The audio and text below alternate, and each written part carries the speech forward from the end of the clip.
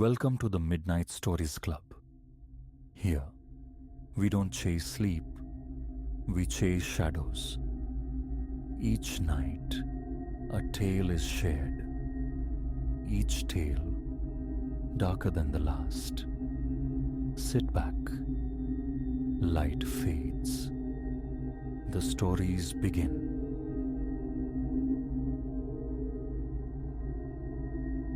The brittle percussion of desiccated leaves beneath my boots defined the forest's profound stillness until alien sounds intruded. Sibilant murmurs, low and insistent, utterly discordant with this untroubled wild. I became motionless, a sudden ice flow in my veins, the pulse in my ears a frantic drum against the silence. Solitude had evaporated, and the unfolding tableau I was about to stumble upon would warp my hermetic escape into a desperate gambit for existence. I've always navigated the periphery, finding richer communion among arboreal giants and furtive fauna than with the bulk of humankind. Thus, a liberated week from obligation saw my gear assembled without a second thought, my compass needle quivering towards the cascade peaks for a spell of solitary immersion. For months, this pilgrimage had shimmered in my mind, just my canvas shelter, myself, and the unblemished leagues of nature's domain. The initial brace of days unfolded as envisioned. I traced paths deeper into the backcountry's embrace, pitching my modest camp beside a stream whose chatter promised secrets. The air, sharp and immaculate, carried the resinous perfume of pine, mingling with the shy sweetness of alpine blooms. Come nightfall, the diminutive flames of my fire danced, casting flickering homage to the celestial tapestry above, a diamond dust spectacle undimmed by urban glare. Day 3 beckoned exploration further up the mountain's flank. With essentials, water, sustenance, a compact medical kit stored in a day pack, I left but the main encampment standing sentinel. The ascent proved rigorous, yet offered vistas that stole a breath, the valley unfurling below like a painted map. It was late afternoon's golden hour when the voices surfaced. I'd paused, seeking respite on a moss-furred fallen log, absorbing the wood's familiar symphony, when the dissonant note snagged my attention. An innate inquisitiveness, overriding caution, propelled me forward, movement hushed toward the sound's origin. Edging closer, utilizing trees and granite outcrops as shields, the dialogue sharpened. Two men, possibly three, their conversation clandestine, yet vibrating with agitation. The specific lexicon remained elusive, but the palpable strain in their tones spoke volumes. At length, I gained the cusp of a modest clearing. Peeking around the gnarled circumference of an ancient oak, my gaze locked onto the scene. Three figures clad in somber hues congregated around an indentation in the earth that chillingly resembled a shallow grave. A glacial wave washed through me as one figure hauled a substantial tarpaulin-shrouded form toward the cavity. Recognition struck with visceral certainty, though my intellect recoiled. This was inconceivable. Not here. Not within my sanctum of tranquility. One man, distinguished by his height and a pale crescent moon scar tracing a path beneath one eye, radiated authority. His commands, clipped and harsh, directed the others as they wrestled the bundle into the earth. My eyes remained fixed, transfixed by horror, even as every fiber screamed for retreat. Then, a lapse born of stupefaction, I shifted my stance. A twig beneath my boot fractured, the sound amplified, obscene in the pregnant stillness. 3 heads pivoted as one, locking onto my position. For an eternal second, the world hung suspended. Then the scarred man, Rorik, roared, "Nab him!" and the forest erupted into pandemonium. I bolted. I ran with a ferocity previously unknown, tearing through tangled underbrush, vaulting over downed timber, lungs searing, my heart a wild bird battering against my ribs. Behind me, their pursuit was a terrifying counterpoint. Heavy footfalls, enraged shouts echoing through the trees, driving me onward. No strategy guided me, no destination beckoned, only the primal urge to carve distance between myself and those men mattered. But this terrain was familiar to them too, and the gap was narrowing. A gunshot cracked the air, the projectile splintering wood scant inches from my temple. A reflexive duck sent me sprawling on the uneven forest floor. I tumbled down a precipitous slope, branches lashing my face, stones inflicting sharp protests against my flesh. Landing in a heap at the bottom, winded and disoriented, I lay momentarily convinced of my demise. But their voices, nearer now, sliced through the haze, igniting the embers of survival. Disregarding the blossoming agony in my ribs and the warm rivulet tracing a path down my cheek, I clawed my way upright and plunged onward. Dusk bled into the woods, elongating shadows, smudging the landscape into ambiguity. I exploited the deepening gloom, weaving erratically between trunks, doubling back when concealment offered. My hunter's calls ebbed and flowed. They were dispersing, attempting to outflank my desperate flight. Full night descended, finding me adrift in unknown territory. Panic had steered me far from any discernible trail.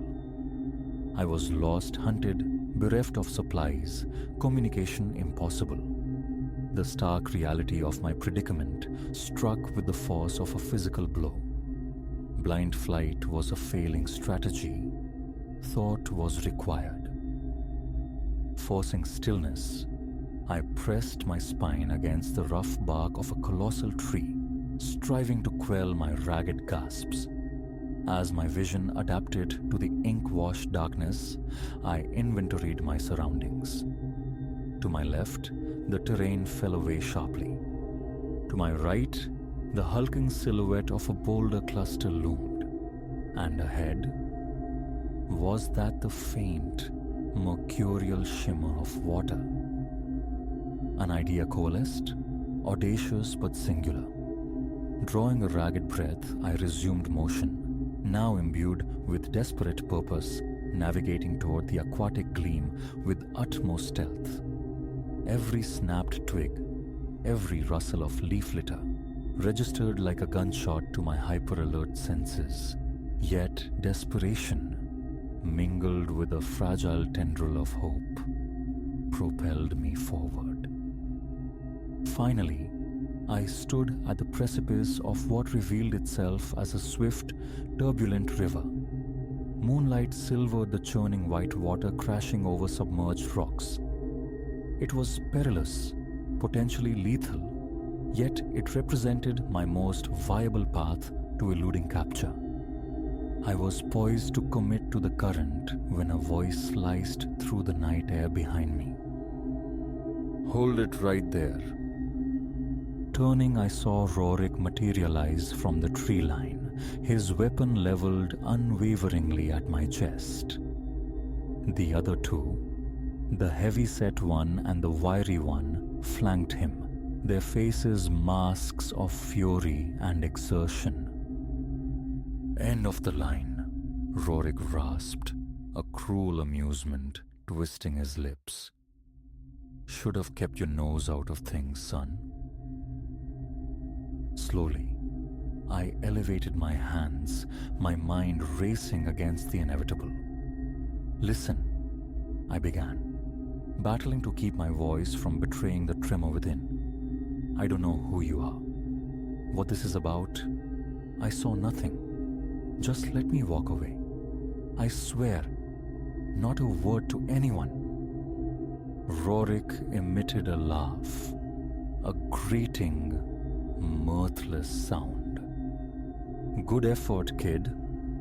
Can't risk it though. It ain't personal, just business.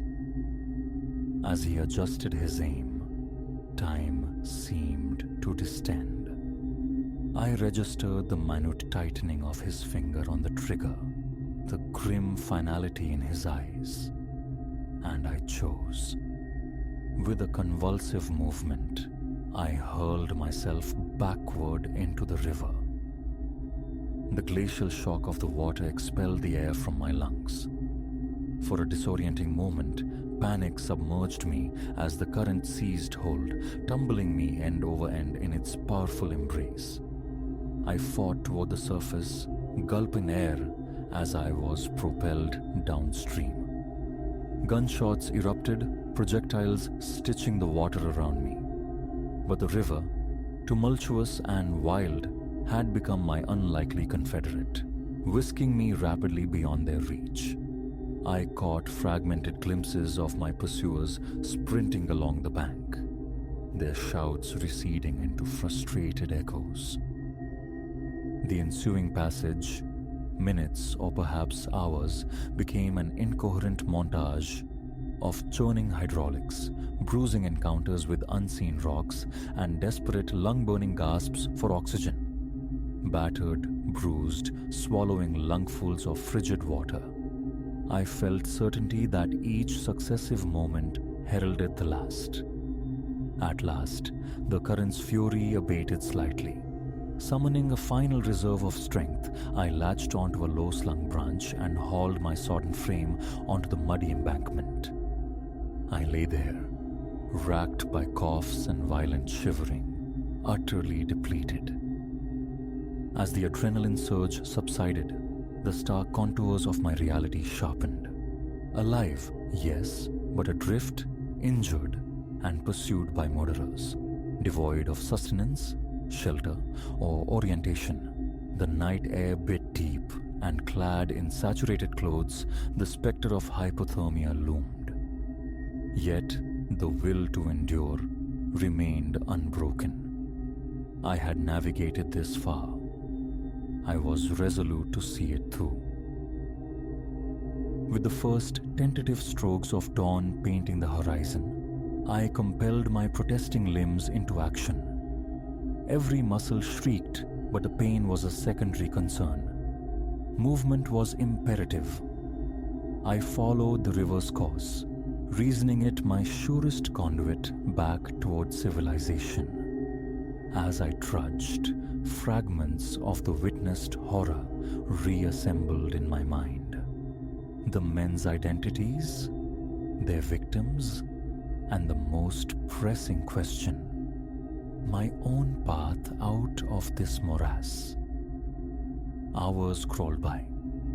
The sun ascended, its nascent warmth gradually leaching the chill from my garments. Exhaustion, hunger, and fear formed a constant, gnawing triad. Yet I maintained the simple rhythm of placing one foot before the other. Each forest sound, a snapping twig, a startled bird, sent jolts of fear through me, convinced my hunters had rediscovered my trail.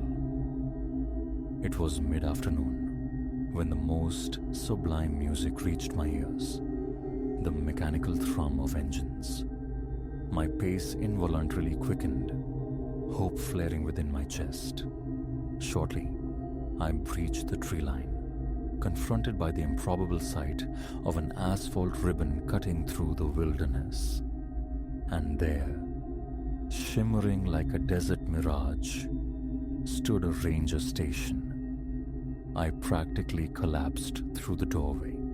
startling the two uniformed occupants within. "Help," I rasped, the word torn from my throat. "Please, men. In the forest. They killed someone." What ensued was a maelstrom of official procedure. Park rangers yielded to state police, who in turn involved federal agents. Hours blurred into a relentless cycle of questioning. Search teams mobilized. Helicopters droned overhead, methodically scanning the sector I'd indicated. Ultimately, their search bore grim fruit. The shallow grave, precisely as described. The interred body was later identified. A local entrepreneur reported missing weeks prior. But of Rorik and his accomplices, no trace remained. The authorities lauded my supposed courage, yet bravery felt alien. Luck seemed the more fitting descriptor, tinged with a profound sense of my own recklessness. My solitary sojourn had nearly demanded the ultimate price. Driving homeward days later, the wilderness I had cherished felt irrevocably altered. Once a sanctuary, the forest now harbored shadows and veiled secrets previously unseen. Yet, paradoxically, it had also unearthed a resilience within me I hadn't known existed. I no longer seek solitude in the deep woods, not alone, but I return, periodically drawn back to the trees. When I do, my senses are perpetually heightened, my gaze sweeping, alert. For I learned, through harrowing experience, that even amidst breathtaking beauty, profound darkness can coil, unseen. And sometimes, mere survival hinges upon readiness for the utterly unexpected.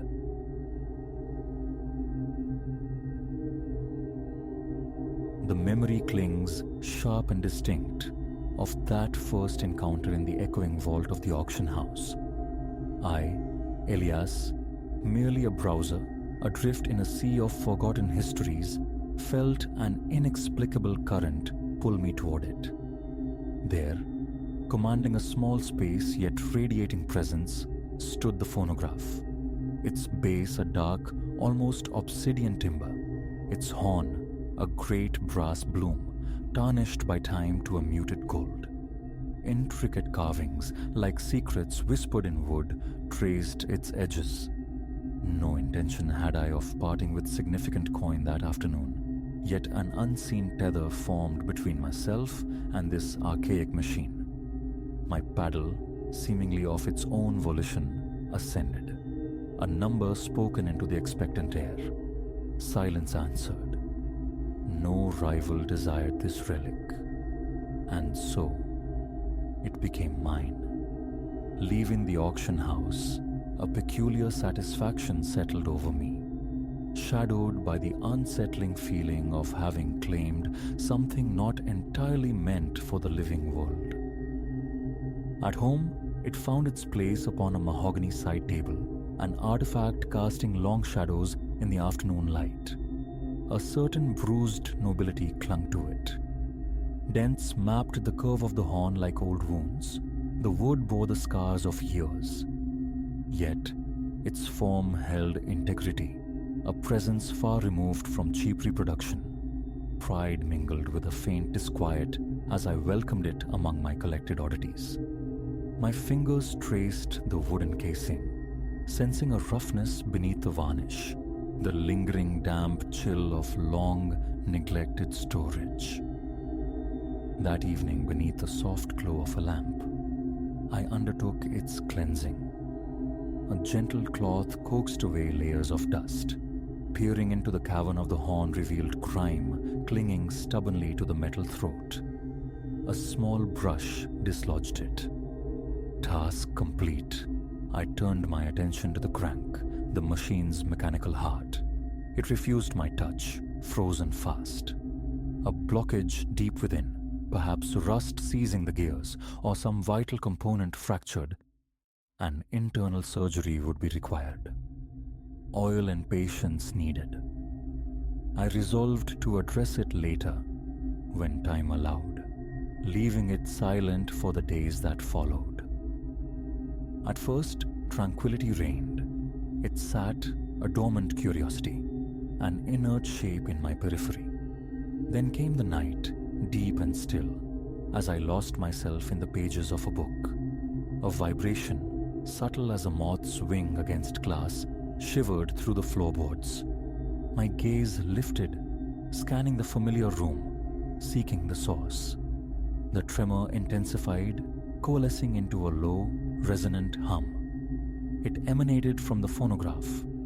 My initial thought, a draft perhaps? The shudder of the heating system.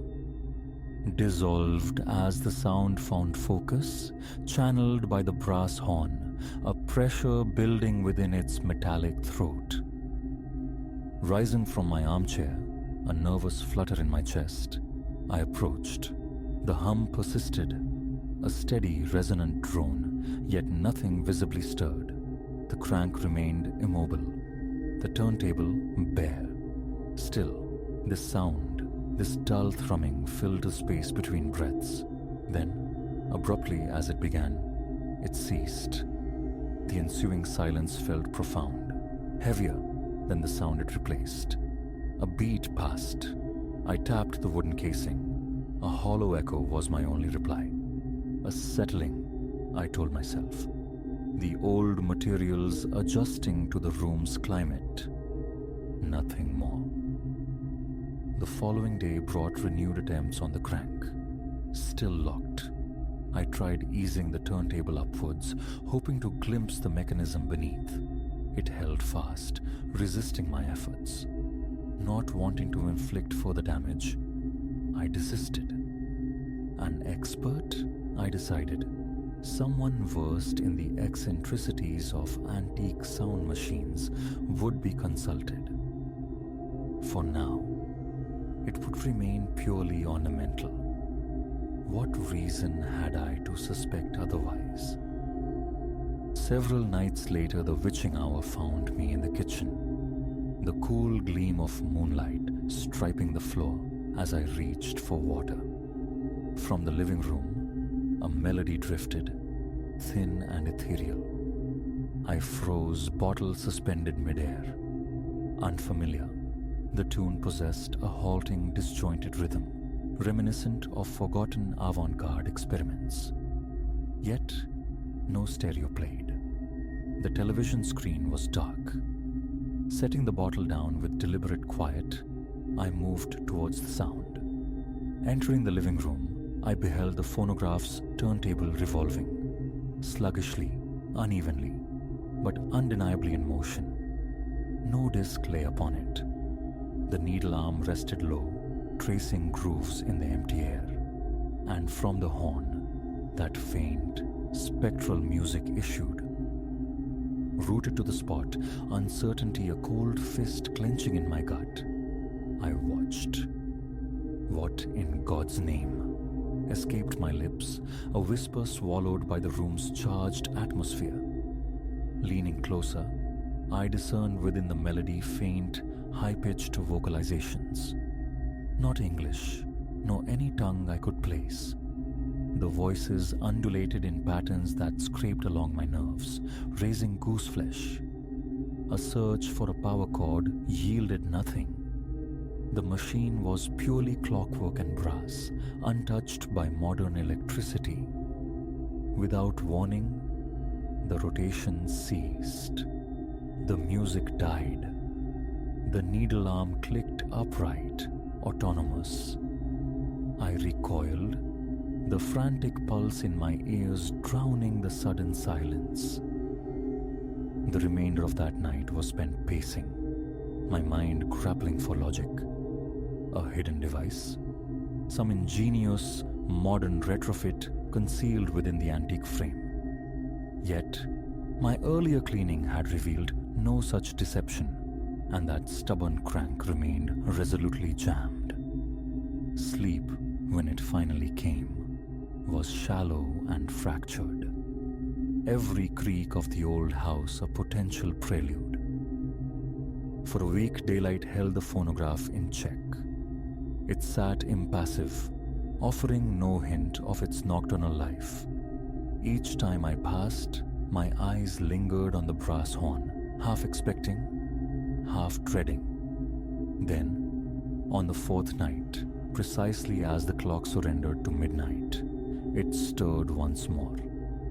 This time I was waiting, seated in the living room, a sentinel determined to observe. Punctually, the need alarm descended upon the bare turntable. A crackle of static hissed from the horn, a breath before the warped melody unfurled.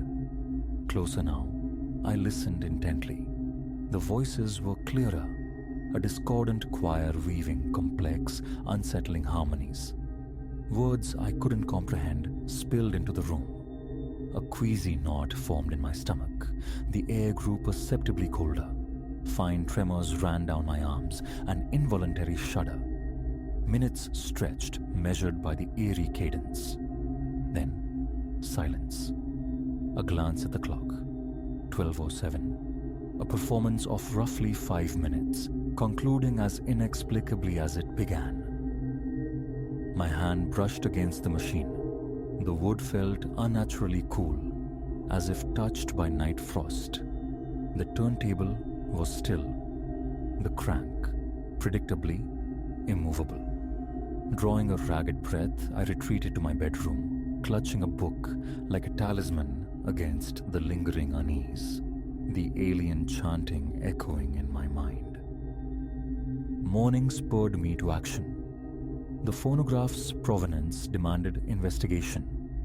A call to the auction house yielded little, an estate sale item, origin vague. But they offered a name. The estate of one Silas Thorne, a composer. Online, fragments emerged. Thorne, active in the early 20th century, a figure known for esoteric sound experiments, his obsession rumored to be the recording of otherworldly frequencies. Preposterous, yet chillingly resonant with my experiences. Persistence led me to a private collector, a custodian of Thorne's obscure legacy. We met in a quiet corner of a cafe. This historian, an elderly man behind thick spectacles, carrying a scuffed leather briefcase. From it, he produced brittle newspaper clippings, handwritten notes. Thorne, according to these fragments, theorized that specific sonic frequencies could breach the veil between dimensions, creating conduits.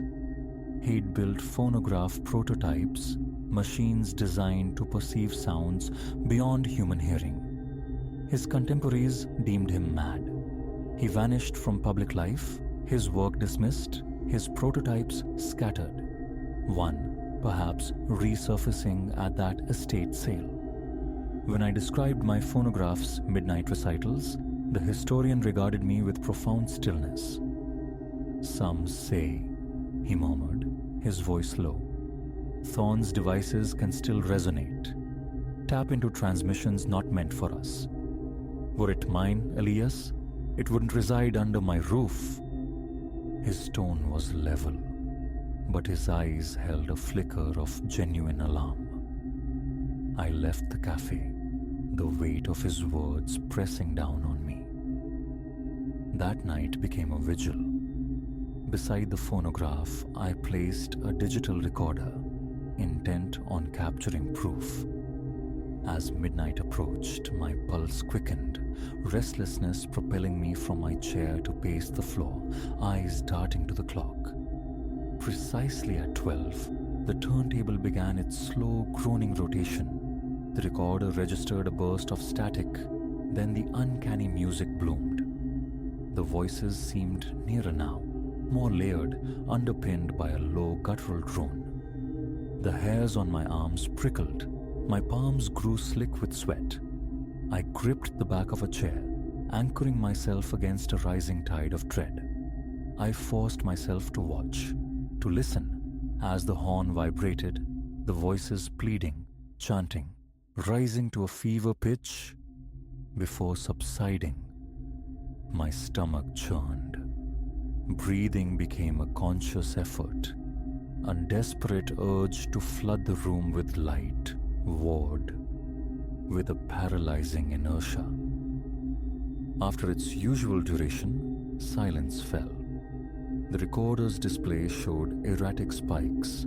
Playback yielded only a maelstrom of static and garbled noise, the music I'd just heard lost in digital snow. With a frustrated cry, I slammed the recorder onto the table. It seemed the phonograph actively resisted documentation. The following day was a battleground of indecision.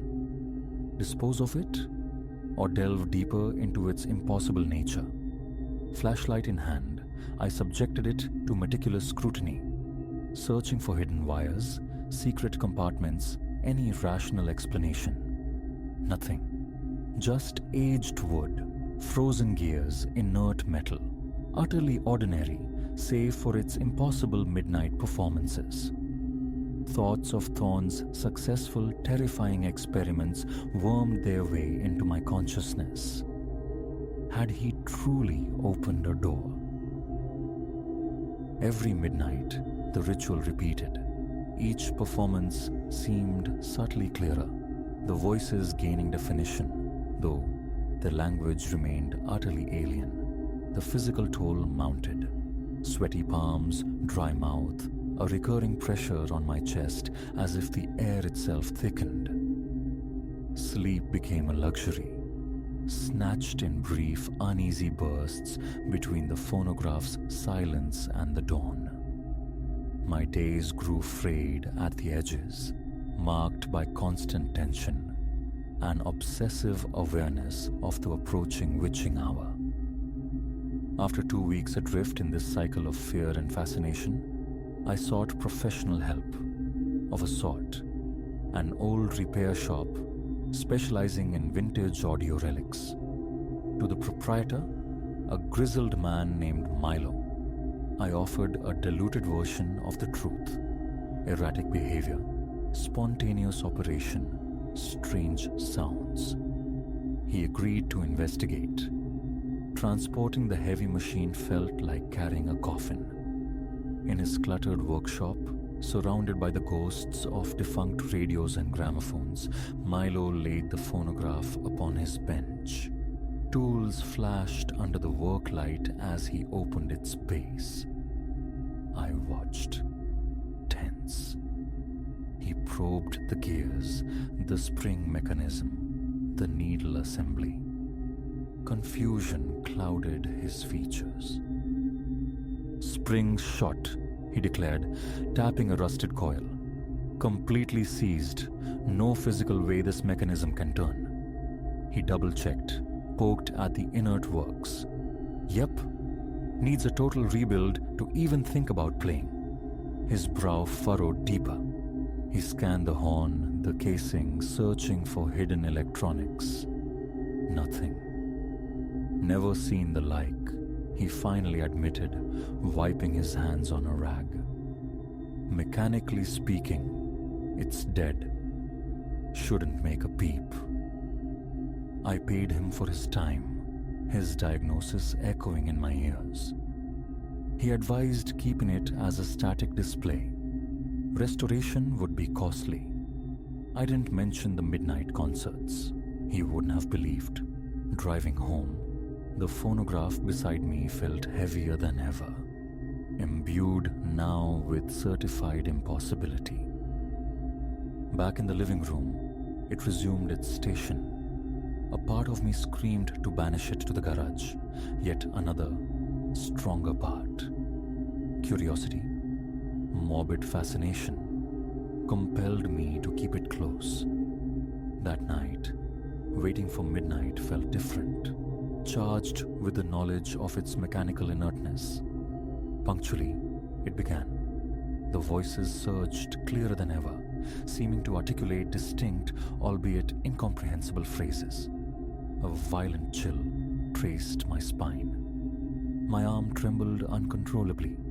The chanting swelled, then dipped into guttural tones that resonated deep in my bones. The air grew thick with a faint, unpleasant odor, damp earth, wet stone. My windows were sealed tight. The smell emanated from the phonograph itself. In the periphery of my vision, a flicker, a distortion near the horn's mouth, or merely a trick of strained eyes. I hesitated, wanting to approach, yet rooted by a primal fear.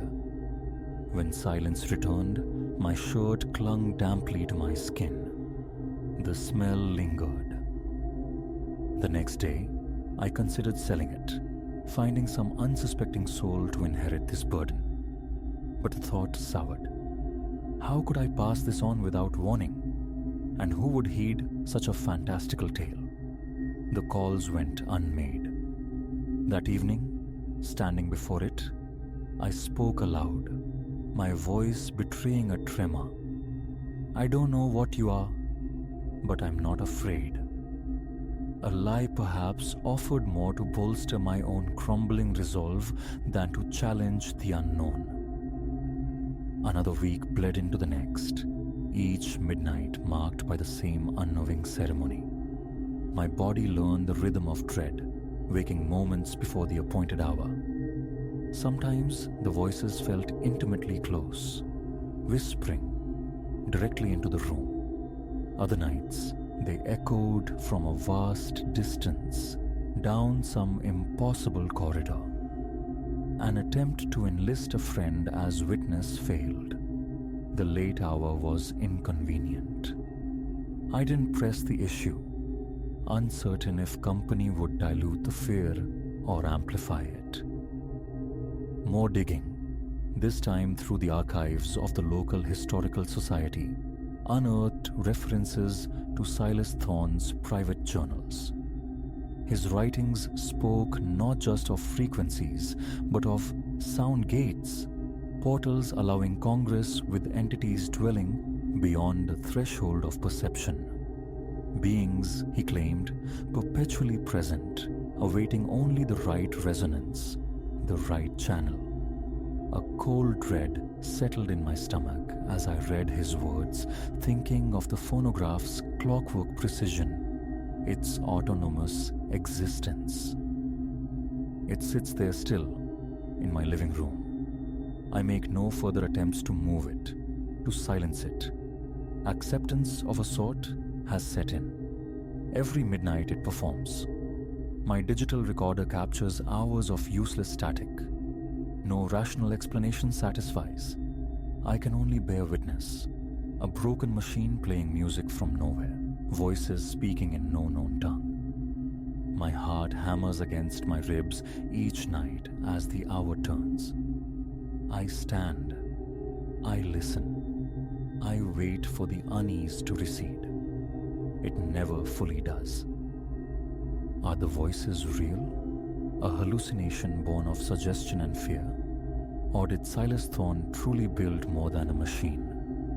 Each time that spectral music fills the room, I feel an awareness coalesce, a sense of being observed, listened to by something unseen. It's there in a jangle of my nerves, the frantic cadence of my pulse.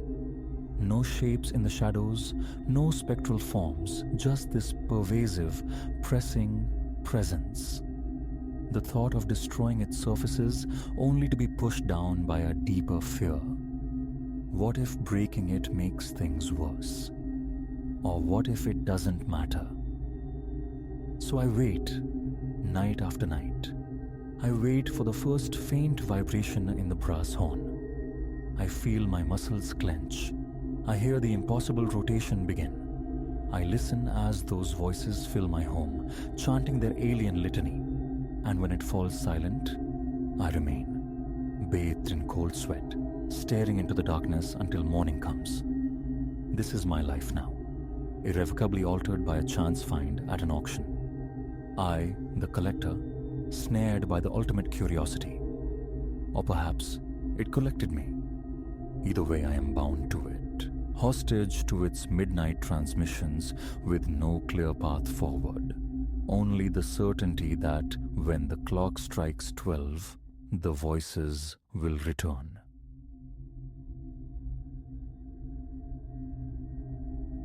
A scream tore through the derelict heart of Ashworth Asylum's north wing, thin and sharp as shattered glass. It snagged the silence, pulling it taut around me. My flashlight beam, a nervous white eye, jittered across a corridor choked with shadows and peeling paint. 3 years I'd walked these halls on the night watch, Eleanor Vance, accustomed to the lamentations of the troubled mind, the nocturnal mutterings, the sudden cries. But this sound, this was raw, primal terror, ripped from a throat that knew despair intimately. Investigating it, I sensed, would be like stepping off a cliff in the dark. Ashworth, a name whispered with a shudder. The night shift was typically a slow waltz with solitude, punctuated by medication rounds and the quiet hum of monitored sleep. Lately, though, whispers had slithered among the staff.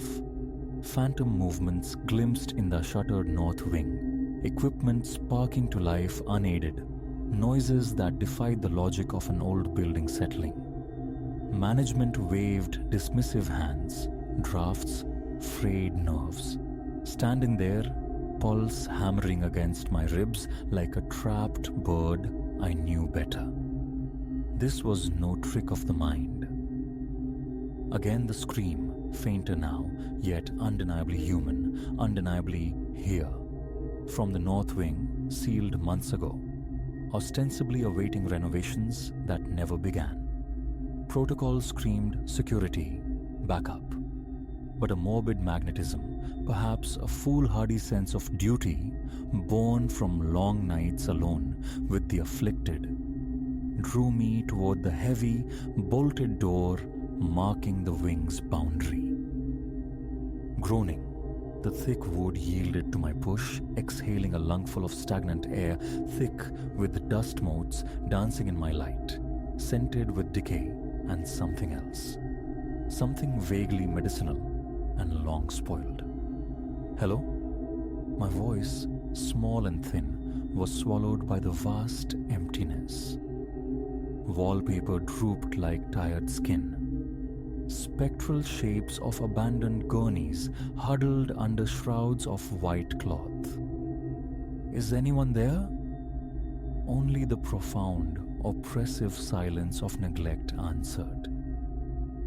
A tentative step, the floorboards beneath complained, a long, low moan, each creak amplified, branding me an intruder in this forgotten realm. Deeper I went, the very atmosphere shifting, growing colder, a palpable chill that had nothing to do with the autumn night outside. A phantom draft kissed my cheek, though every window stood sealed and grimy. My flashlight sputtered, the beam dimming ominously. Batteries, Eleanor, you fool. Just as I resolved to retreat, a sound reached me. A soft, broken whimpering from a room further down the desolate passage. My heart leaped, a frantic drum against my ribs. The door stood ajar, beckoning. I nudged it wider, the rusted hinges shrieking in protest. Hello, I whispered, gentler this time. I'm a nurse. Can I help you? Darkness clung to the corners, thick as velvet. Then, a flicker of movement. A shape huddled low, back pressed to the crumbling plaster, trembling violently. Slowly, hands raised placatingly, I advanced. It's all right, I murmured. The practiced calm of my profession, a thin veneer over rising fear. You're safe. What's your name? The figure lifted its head. A strangled gasp caught in my throat. A man, yes, but ravaged. Hair, a tangled, greasy curtain. Beard, wild and unkempt. His eyes, though, wide, burning with a feverish light, darted frantically before locking onto mine. Clara? The name rasped from his throat, rough with disuse. I froze. Not my name. But the desperate hope coloring the sound sent a fresh wave of ice through me. No, I said softly. My name is Elena. I'm a nurse. Who are you? How did you get in here? He shook his head, a frantic, jerky motion. No, you are Clara. She promised you'd come back. Dr. Albright promised. My mind raced, trying to slot the pieces, delusional clearly, but trapped in this sealed wing. For how long? Who promised I'd come back? I kept my voice level, a lifeline in the swirling confusion. The doctor, he breathed, eyes flicking towards the shadowed corners as if expecting spectral company. She said, wait, just wait, and Clara would return. But you didn't. Why didn't you come back, Clara? A cold dread coiled in my gut. Something about his haunted face tugged at a buried memory. I sifted through the mental files of my years here, the faces, the cases, and then it struck me. The disappearance. 6 months prior, just before this wing was shuttered, a patient had vanished. Arthur Vance. Police searched, theories flew, but he was gone. Presumed escaped, lost to the city's indifferent streets. But he hadn't escaped. He'd been swallowed by this place. Arthur, I ventured, the name feeling heavy on my tongue. Arthur Vance? His eyes widened, recognition flaring within the madness. You remember. A broken, almost ecstatic grin split his face. I knew it. Clara, I knew you wouldn't leave me. Taking a steadying breath, I fought to remain anchored. Arthur, listen. I'm not Clara, but I am here to help. We need to get you out. You need care. A proper doctor. His smile dissolved. No. The word was sharp, final. He shook his head again. Can't leave. She said stay, not safe. Out there. Who said that, Arthur? I asked, though a sickening certainty was already crystallizing. The doctor, he whispered again. Dr. Albright. My blood turned to slush. Dr. Albright, head psychiatrist of this very wing before its closure, retired abruptly just after Arthur Vance went missing. Arthur, I chose my words carefully. Dr. Albright isn't here anymore. She retired months ago. Whatever she told you, it isn't safe for you. Here. Confusion warred with ingrained fear in his gaze. But she comes every night, brings food, tells stories about outside, the dangers. Bile rose in my throat. All right. Had she kept him here, a prisoner in this decaying mausoleum? Why? And how had no one known? I extended a hand. Arthur, please, come with me now. I promise. I'll keep you safe. He hesitated, then his cold, trembling fingers closed around mine. I helped him stand. He was skeletal, unsteady. We reached the threshold, the promise of the lit corridor beyond a beacon, when a voice, sharp and brittle, sliced through the silence behind us. And just where do you imagine you're taking my patient? I spun, heart seizing. There, framed in the deeper shadows of the room, stood Dr. Albright, but not the composed professional I remembered. Her silver hair was a wild storm, her eyes glittered with an unsettling fervor, and her lab coat, once immaculate, was stained and torn. Dr. Albright, my voice trembled despite my best efforts. What is this? Why is Arthur still here? A laugh escaped her, high and chillingly devoid of humor, raising the fine hairs on my arms. Oh, Eleanor, you wouldn't understand. None of you ever did. Arthur, Arthur is attuned. He perceives the fissures in reality. He knows what horrors lurk beyond these walls. Arthur's grip tightened on my hand, his trembling intensifying. Fear or anticipation, I couldn't discern. Whatever game you're playing, it ends now, I stated, injecting a confidence I didn't feel. I'm taking him out. He needs real help. Her expression hardened, the manic gleam intensifying. That, I'm afraid, is not an option, she replied, her hand dipping into her pocket. A flash of reflected light, surgical steel, a scalpel. My breath hitched. Arthur stays, where he's safe, she crooned, her voice dropping into a disturbingly soothing cadence. And now that you know, dear Eleanor, you'll have to stay as well. Don't fret. You'll come to understand. You'll see the truth eventually, just like Arthur. She advanced, the scalpel held steady, a silver fang in the gloom. I stumbled back, pulling Arthur with me, my mind frantically scrabbling for an escape.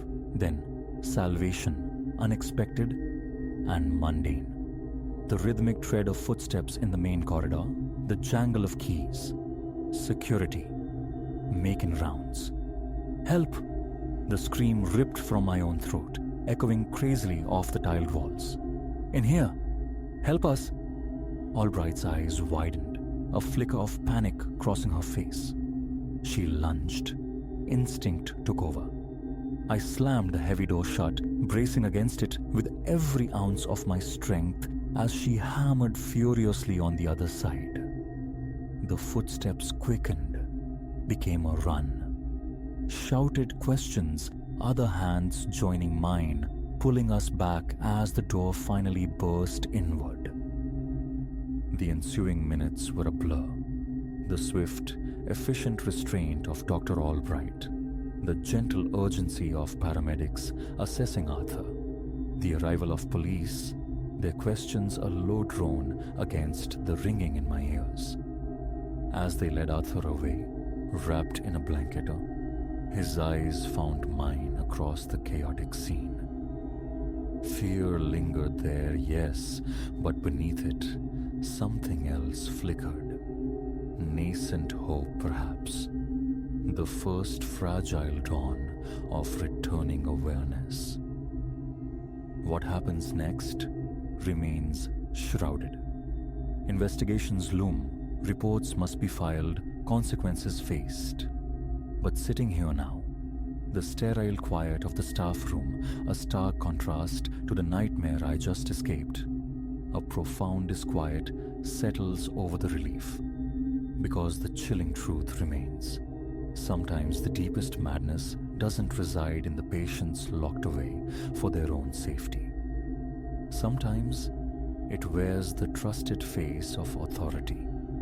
And in a place like Ashworth, where sanity is a fragile construct, constantly tested, the line between healer and tormentor can blur, then vanish altogether in the shadows.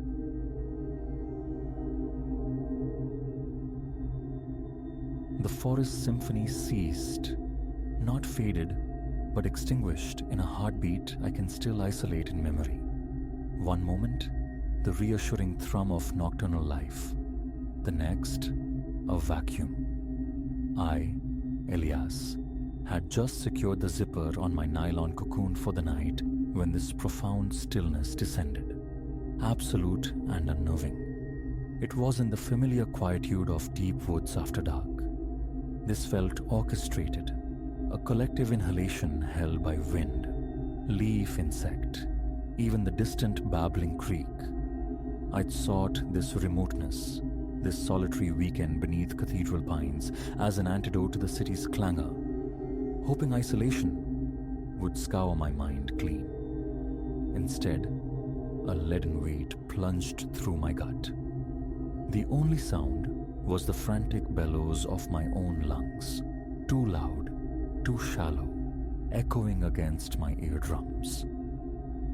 My sleeping bag whispered against the tent floor as I shifted, a rasping counterpoint to the unnatural hush. Rationality clawed for purchase. A predator nearby, perhaps, silencing the smaller denizens.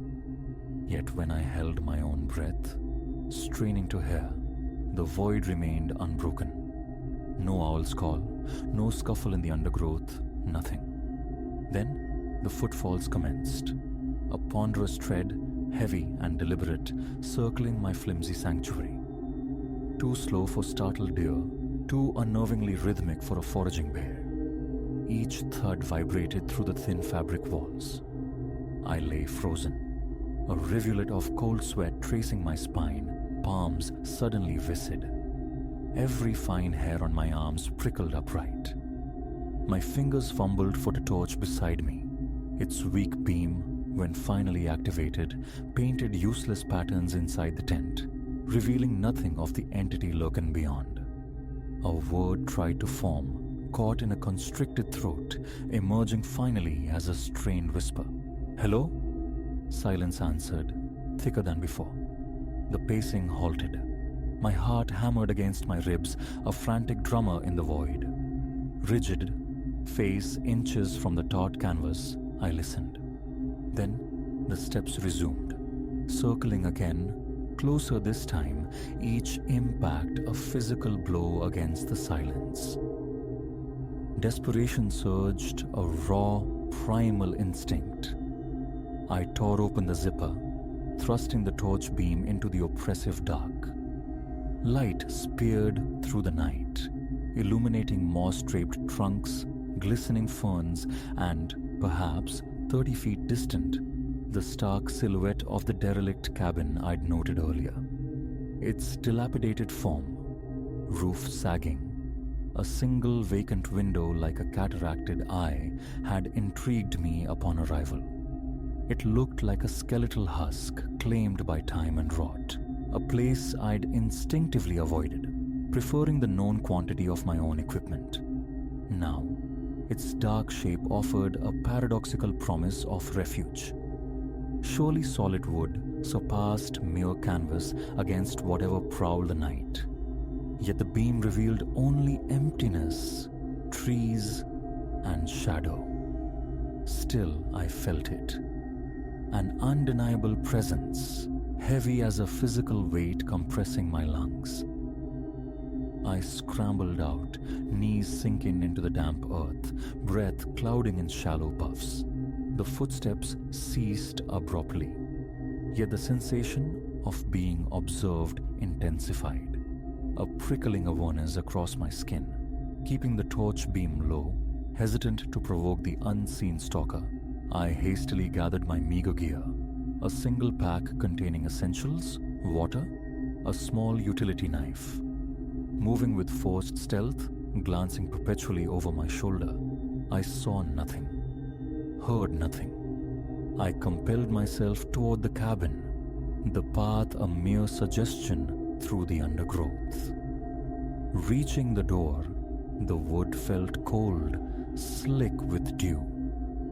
The latch protested with a drawn-out squeal that echoed obscenely in the profound quiet.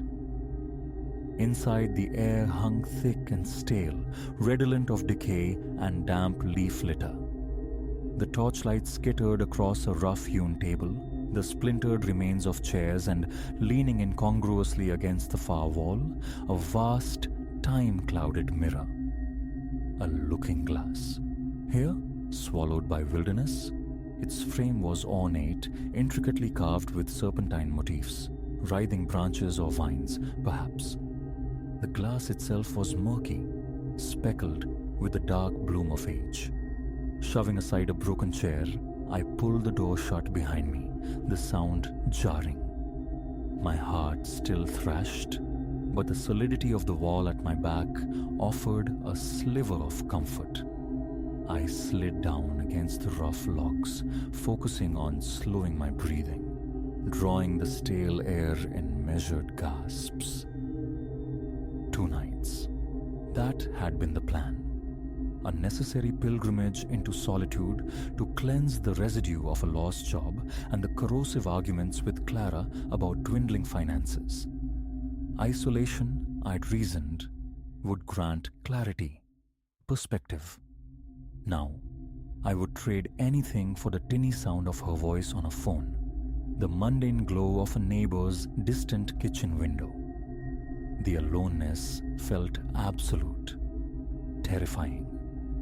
The sepulchral silence outside remained unbroken, save for the frantic pulse in my ears and the occasional crinkle of my jacket. Minutes crawled by. I resolved to secure the entrance, dragging first a listing chair, then a small, heavy wooden chest to barricade the door. Task complete. I turned the torch back to the cabin's interior, needing to map this constrained world if I were to endure the night within it. The beam traced the log walls, revealing gaps chinked with brittle, desiccated moss. On a dusty shelf lay a rusted lantern, a coil of fragile-looking rope, and a scattering of papers ravaged by damp. Faint script clung to one sheet. Most ink bled into illegibility. I deciphered only fragments, mirror unsafe, and something resembling only reflection. A chill, distinct from the night air, snaked through me. Unsafe? The mirror. My gaze returned to it, the knot in my stomach tightening. Viewed closer, the frame's carvings seemed more sinister, suggesting luring visages in their complex worlds. Though my legs felt leaden, I forced myself toward it, raising the torch. In the wavering light, my reflection seemed altered. Was it the angle? The glass's inherent distortions? Perhaps, but my reflected shoulders appeared narrower, the eyes sunken, shadowed.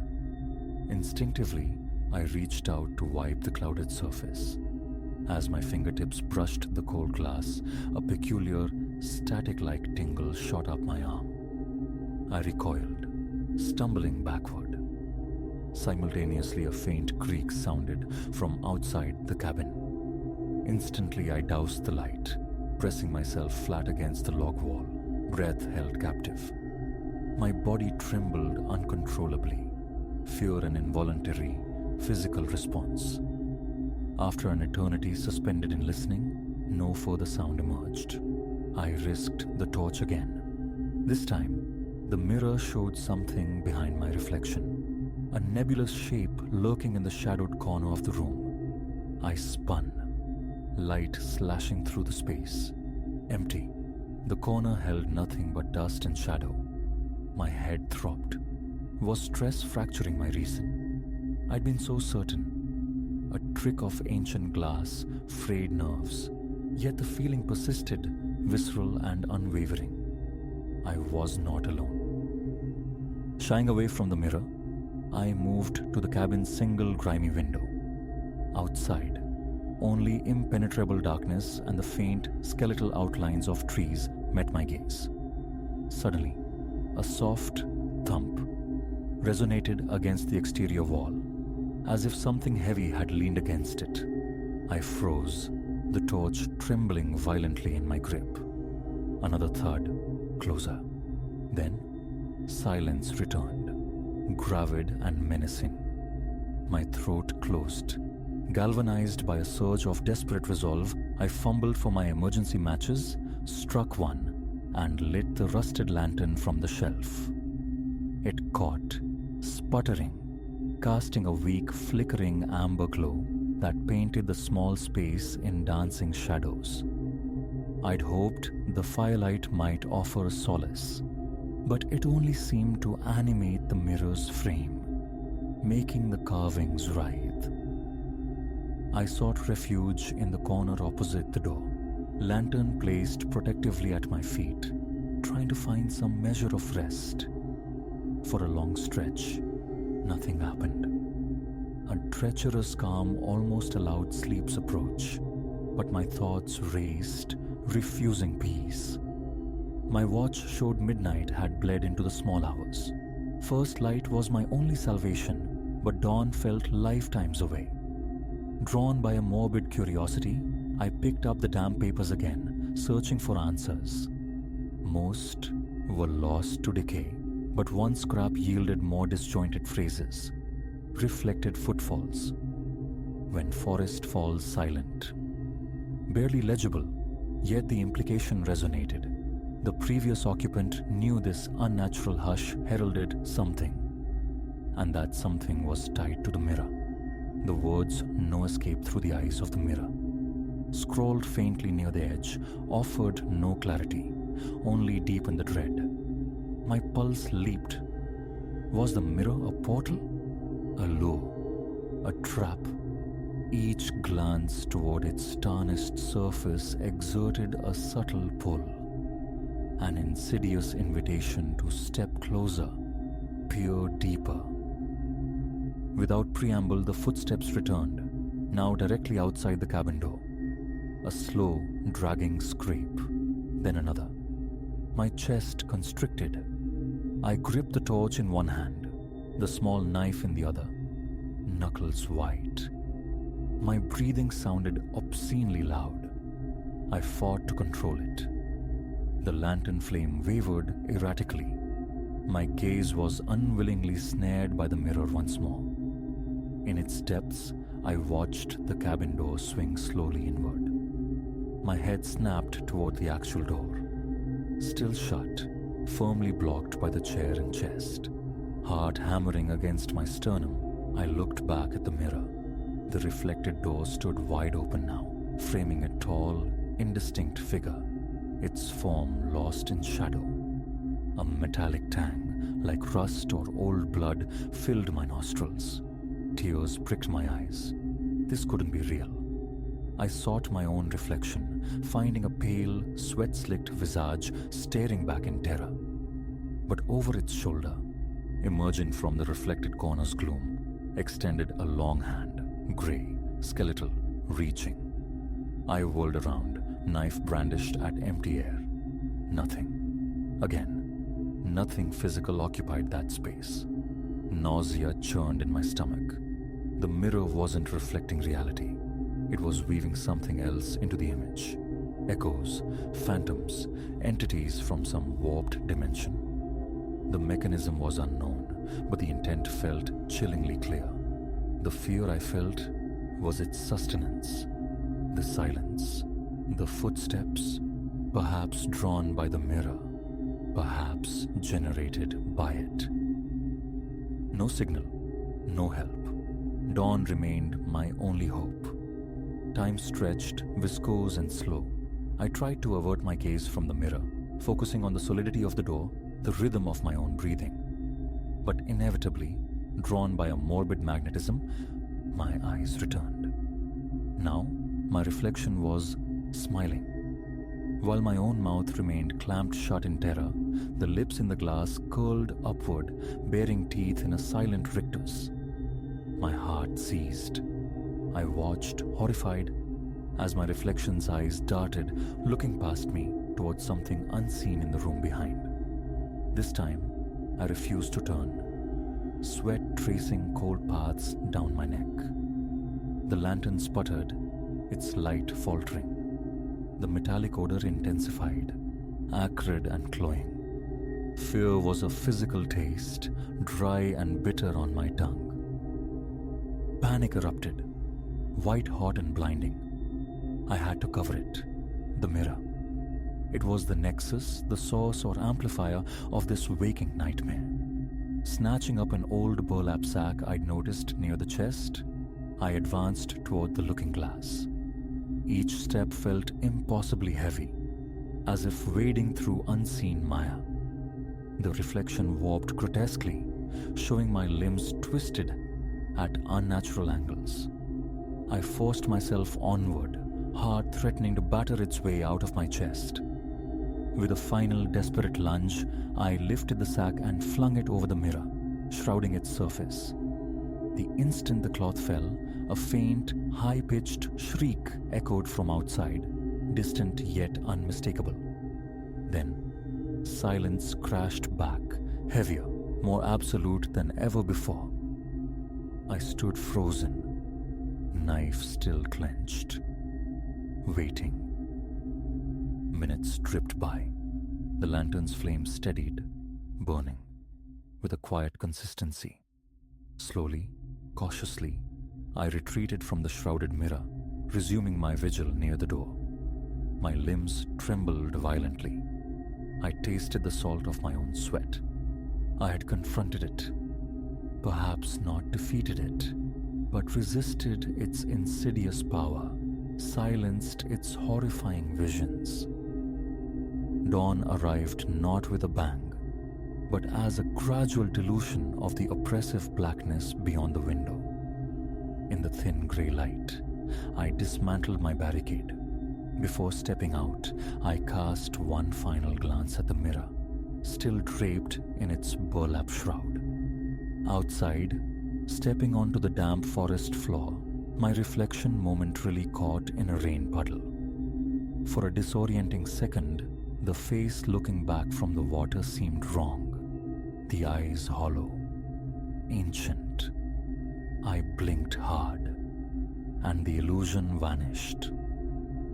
Birdsong had returned, tentative at first, then swelling. Nature's familiar chorus resumed, yet my mind felt irrevocably scarred, scraped raw by terror.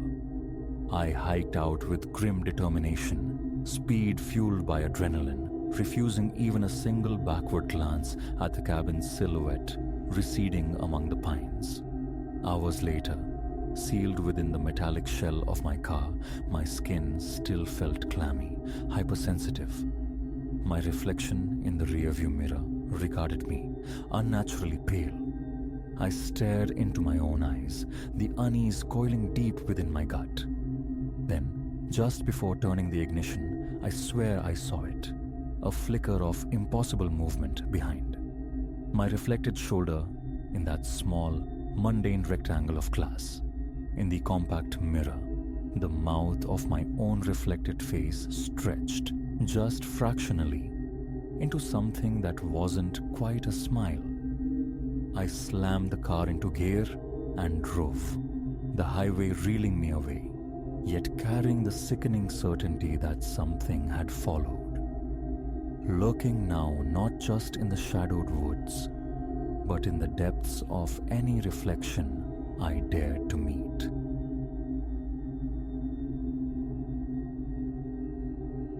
Silence descended when the final taillights bled into the highway's black ink. But it wasn't peace. It was a vacuum, instantly filled by a palpable weight, a static charge of menace. 5 figures lingered, shadows solidified in the booths, their collective gaze a tangible thing, pinning me behind the counter with an appetite that craved something far uglier than sustenance. Elara, that's me. For 2 years, the graveyard shift at the Starlight Diner had been my orbit. A lonely beacon just off the interstate's ribbon, catching the weary moths of the road. Truckers chasing dawn, travelers lost in the hours between midnight and morning. Usually the silence was broken only by the hiss of the coffee machine or the low murmur of someone seeking solace in a slice of apple pie.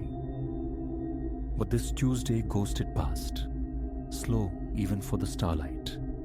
Then, near midnight, they'd shouldered their way in, 5 of them. A boisterous energy at first, loud laughs bouncing off the linoleum, but manageable. I'd navigated rougher tides, yet as 2 a.m. approached and they remained rooted, a prickle of disquiet traced my spine. Something feral lurked beneath their forced camaraderie. They drifted apart, occupying strategic points, booths flanking the counter, subtly corralling me. "Hey, dollface." The voice belonged to the largest, a man whose face vanished behind a thicket of untamed beard. Grizzly, I mentally tagged him. "Coffee. Another round." My practice smile clicked into place, a flimsy shield. Coming right up. Just letting you know, gentlemen, 15 minutes till closing time. Grizzly's eyes flicked to his companions. A silent, unnerving current passed between them. Ah, don't rush off, he drawled, the pleasantry thin as veneer over something hard. Can't you linger a while for your favorite patrons? A brittle laugh escaped me. Wish I could, fellas, but regulations gotta lock up. Heading home? The query slithered from a wiry man, tattoos crawling like ivy up his neck. Viper. Someone special keeping your bed warm, dollface? Ice water trickled down my back. My empty apartment swam into view. No one expecting me till tomorrow night's shift. My boyfriend, the lie slipped out, practiced and smooth, probably pacing the floor already. Grizzly's smile stretched, predatory, teeth too sharp. No need for stories, Ilara. We're practically family. Ilara. The name hung in the air, alien and violating from his lips.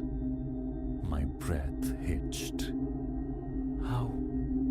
How did you know my name? His grin became a gash. We know lots, Alara. Been keeping tabs on this little spot. On you. The others rose fluidly, forming a loose cordon. Trapped. My pulse hammered against my ribs. Think. Escape routes evaporated. Phone in the office, cell in my locker, nearest house a half-mile of darkness away. I busied my hands, wiping down an already gleaming counter, avoiding their predatory stares. My mind scrabbled for purchase, for an exit. Grizzly stretched, a panther uncoiling. You know, he mused, stepping towards the counter. Changed my mind about the coffee. Reckon we need something with more kick. Got any secrets tucked away back there? My head shook. An involuntary retreat as he invaded my space. No alcohol served here. He leaned down, his breath thick with stale smoke. Don't play coy, Ilara. A clever thing like you. You know where the real stash is hidden. His hand drifted towards his jacket pocket. Instinct, pure and primal, took over. The near-full coffee pot felt heavy in my hand. I swung it, arcing the scalding brew straight at his face. A guttural roar of agony ripped through the diner. No time to register. I flung myself over the counter, Formica scraping my hip, and sprinted for the sanctuary of the back office. Behind me, chaos erupted. Shouts, the crash of furniture. Fingers slick with sweat. I fumbled with the deadbolt. It clicked home scant seconds before a heavy impact shuddered the wood. Big mistake, Alara. Grizzly's voice, distorted by fury and pain, seeped through the grain. Gonna make you regret that. The landline, my lifeline. Shaking violently, I snatched the receiver, punching 911. Ring, ring, connect. 911. State your emergency. Relief threatened to buckle my knees. Help! Starlight Diner, Highway 16. Men trying to break in. They're going to... Silence. A dead, horrifying click. I stared at the receiver, then followed the cord with my eyes to where it vanished beneath the door. Severed.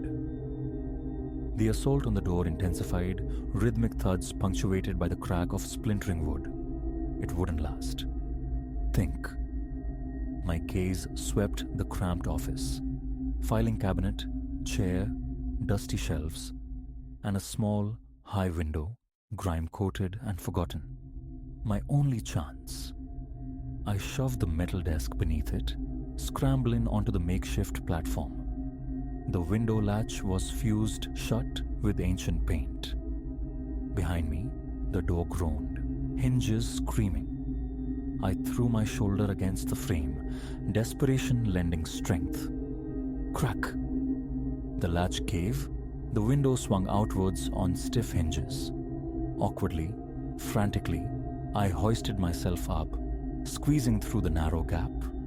Fabric ripped, my sleeve snagged on something sharp, and then I was falling, hitting the coarse gravel outside with a bone-jarring thud. Air punched from my lungs, stars exploding behind my eyes, but terror was a brutal stimulant. I clawed my way upright just as enraged shouts erupted from the diner.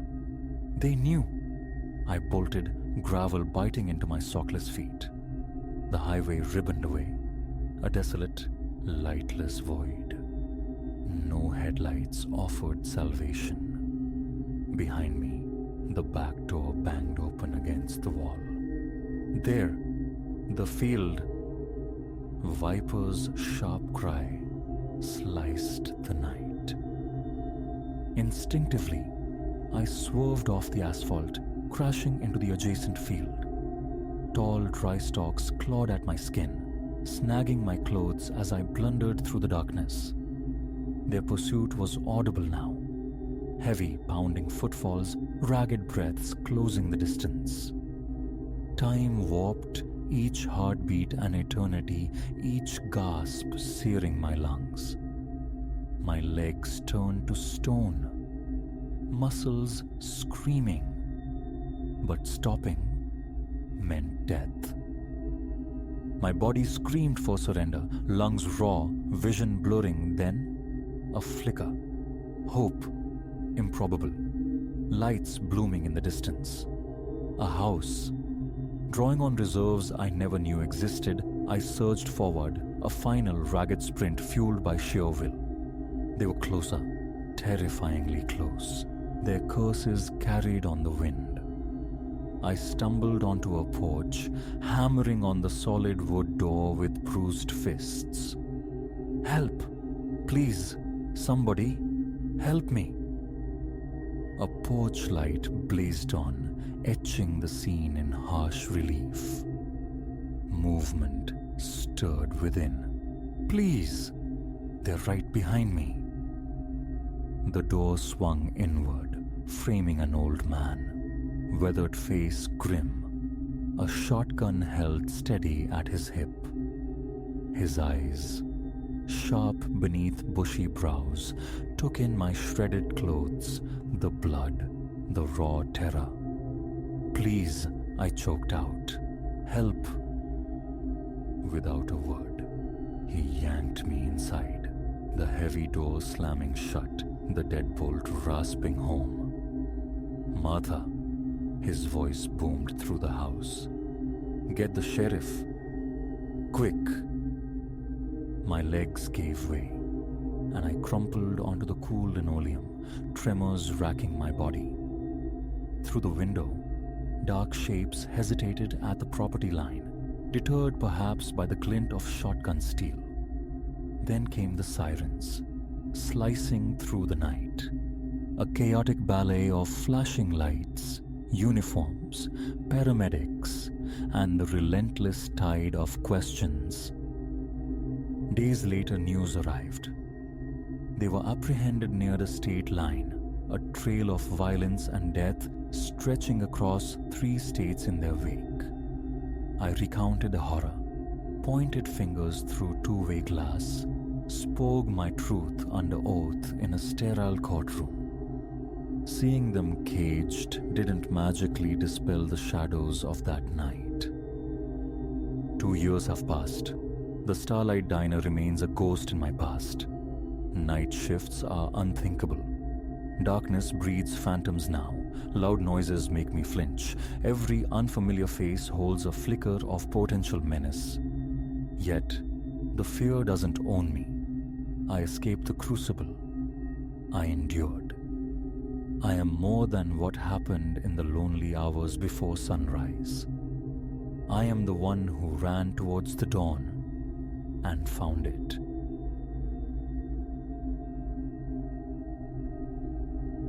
The corrugated sarcophagus, deceptively dense, groaned with the shifting weight of its secrets as Ilara wrestled it from the highest, dust-furred shelf. Professor Alistair Thorne's study was a labyrinth sculpted from paper drifts, fossilized artifacts, and looming metal cabinets. Yet this particular container, starkly anonymous, drew the eye. Bound in brittle amber tape, it felt less like storage and more like containment. A tremor, unrelated to the physical effort, skittered down her spine as she settled it onto the cluttered expanse of the desk. An unwelcome intuition whispered that she stood on the precipice of knowledge best left undisturbed. Ilara Vance, doctoral candidate, interim guardian of wilting ferns, and now, it seemed, reluctant spelunker in a cavern of mysteries she'd never sought.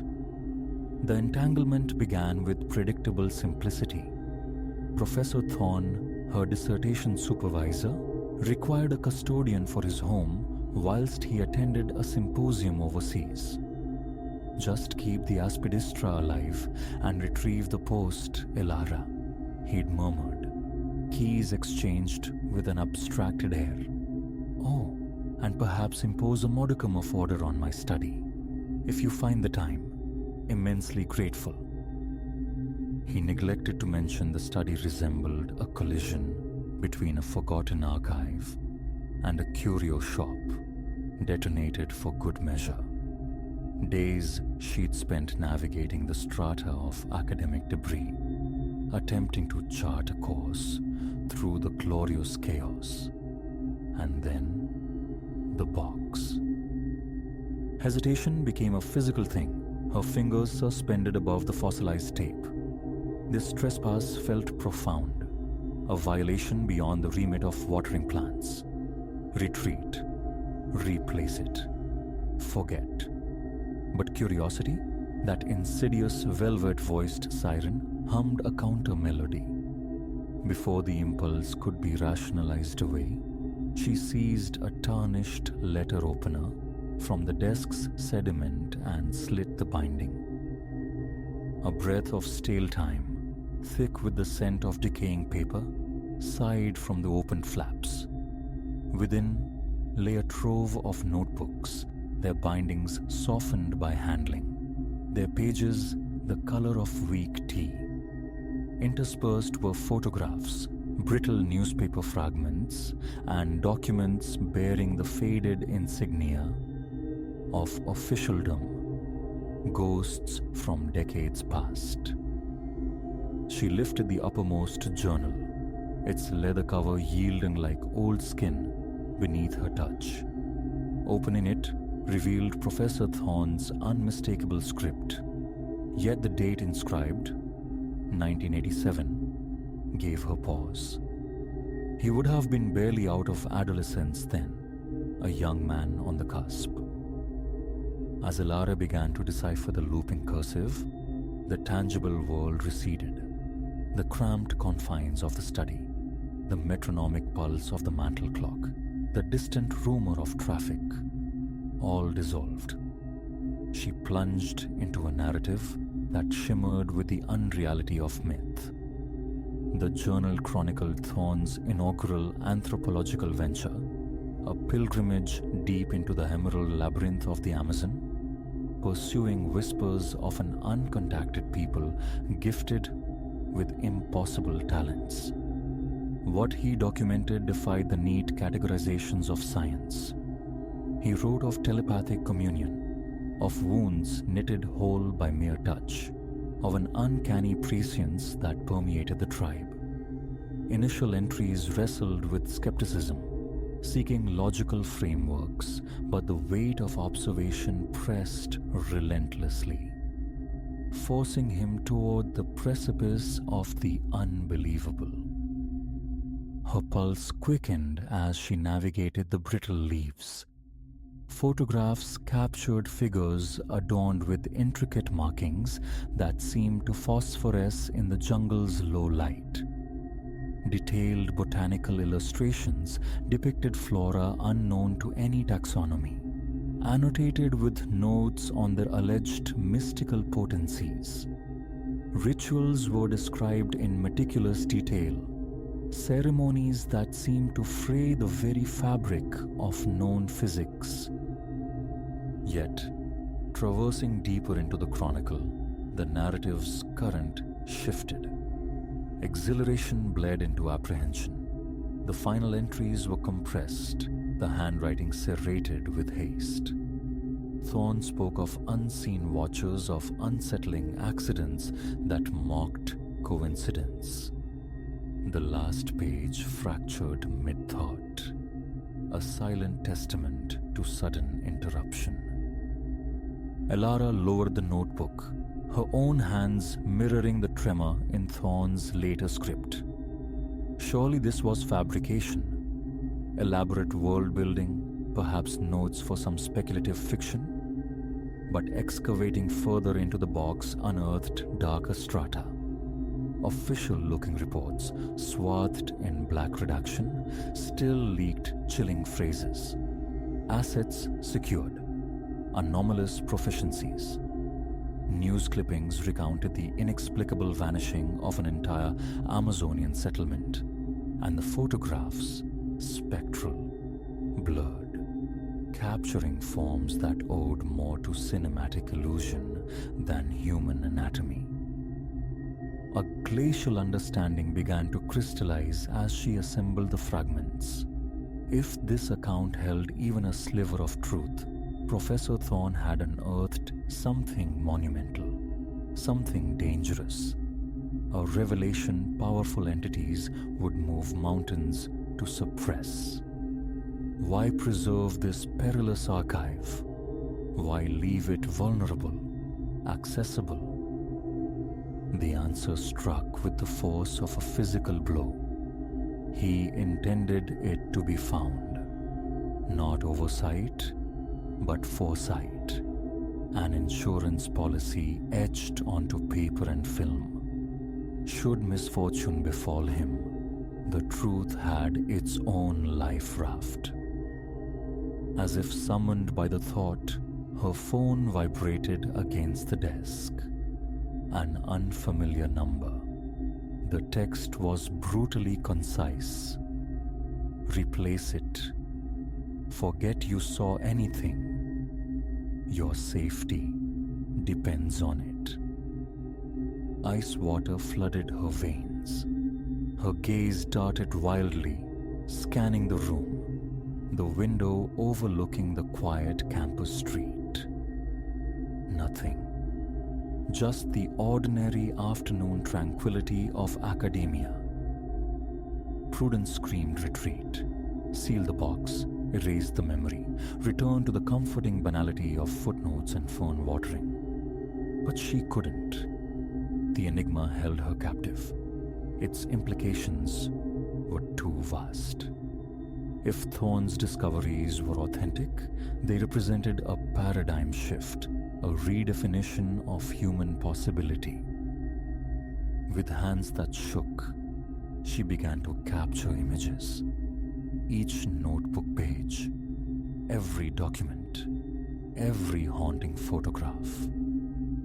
A digital ghost of the archive uploaded frantically to encrypted cloud storage. Whatever ensued, a record would persist.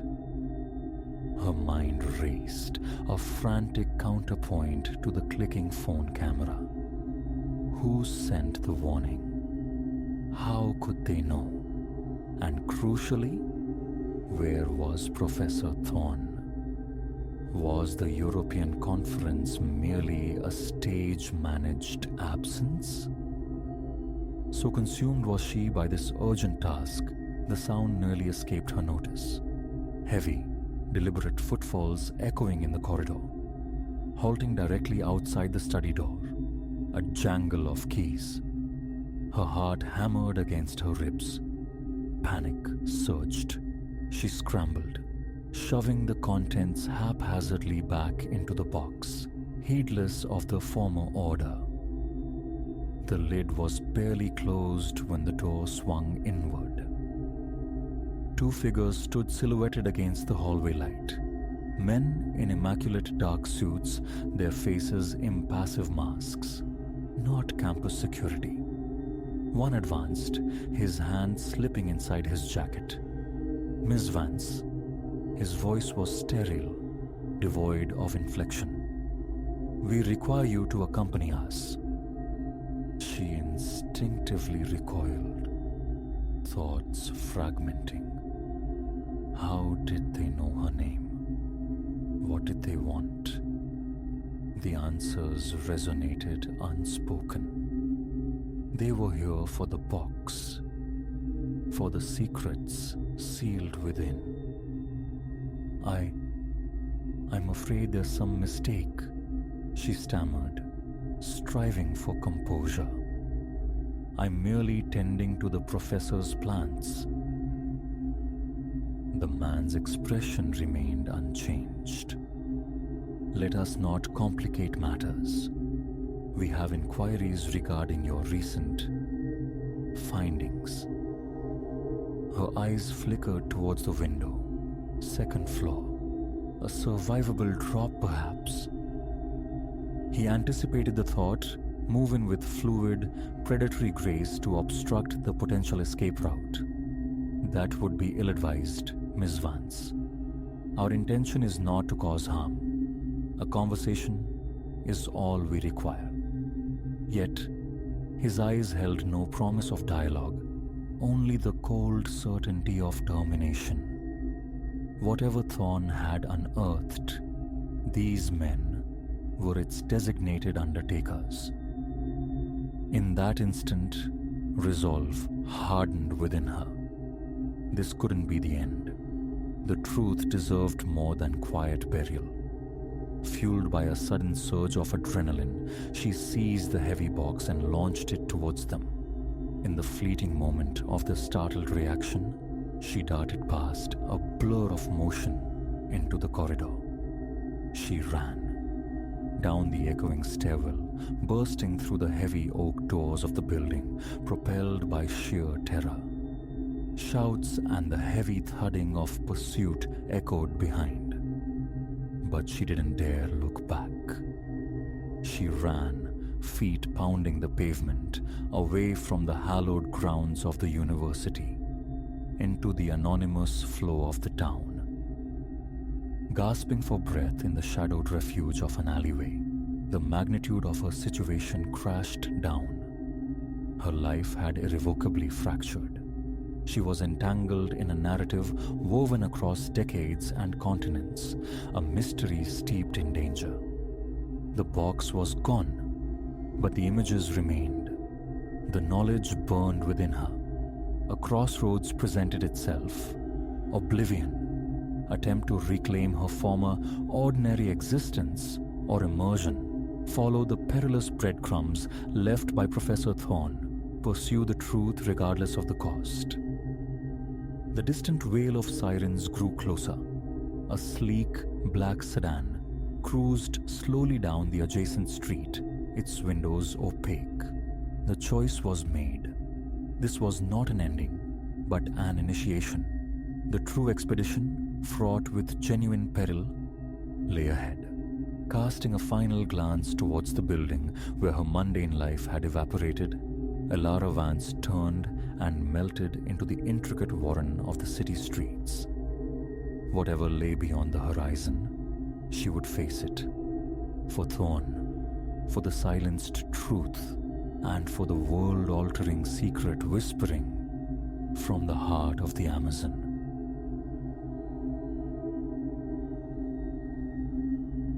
Disquietude settled in the second week Elara inhabited the lake house. Not mere apprehension, but the undeniable percussion of snapping branches deep in the night. A rhythmic cadence suggesting someone, something, tracing measured circles around her isolated domain. Initially, she'd whispered rationalizations to the dark. Wind, perhaps, or some nocturnal beast. Yet the sounds lacked the chaotic signature of nature. They arrived with deliberate punctuation. Crunch. A weighted pause. Crunch. Another silence, mapping the perimeter of her small clearing. A frantic drummer took up residence in her ribcage each time the pattern began. Bolt upright in bed, she'd sit, a vise tightening around her chest, her gaze fixed on the black mirror of the bedroom window. Venture into that enveloping darkness? Unthinkable. Morning would suffice, she assured herself, though dawn brought only residual dread, a tension coiling in her gut. She had sought this refuge, this liquid mirror bordered by dense whispering woods on three sides, precisely to immerse herself in projects undisturbed. No proximate neighbors, a solitude she craved. The initial week had unfolded as envisioned. Early awakenings, the ritual of coffee, the sylvan symphony of wind sighing through pines. No rumble of engines, no human chatter.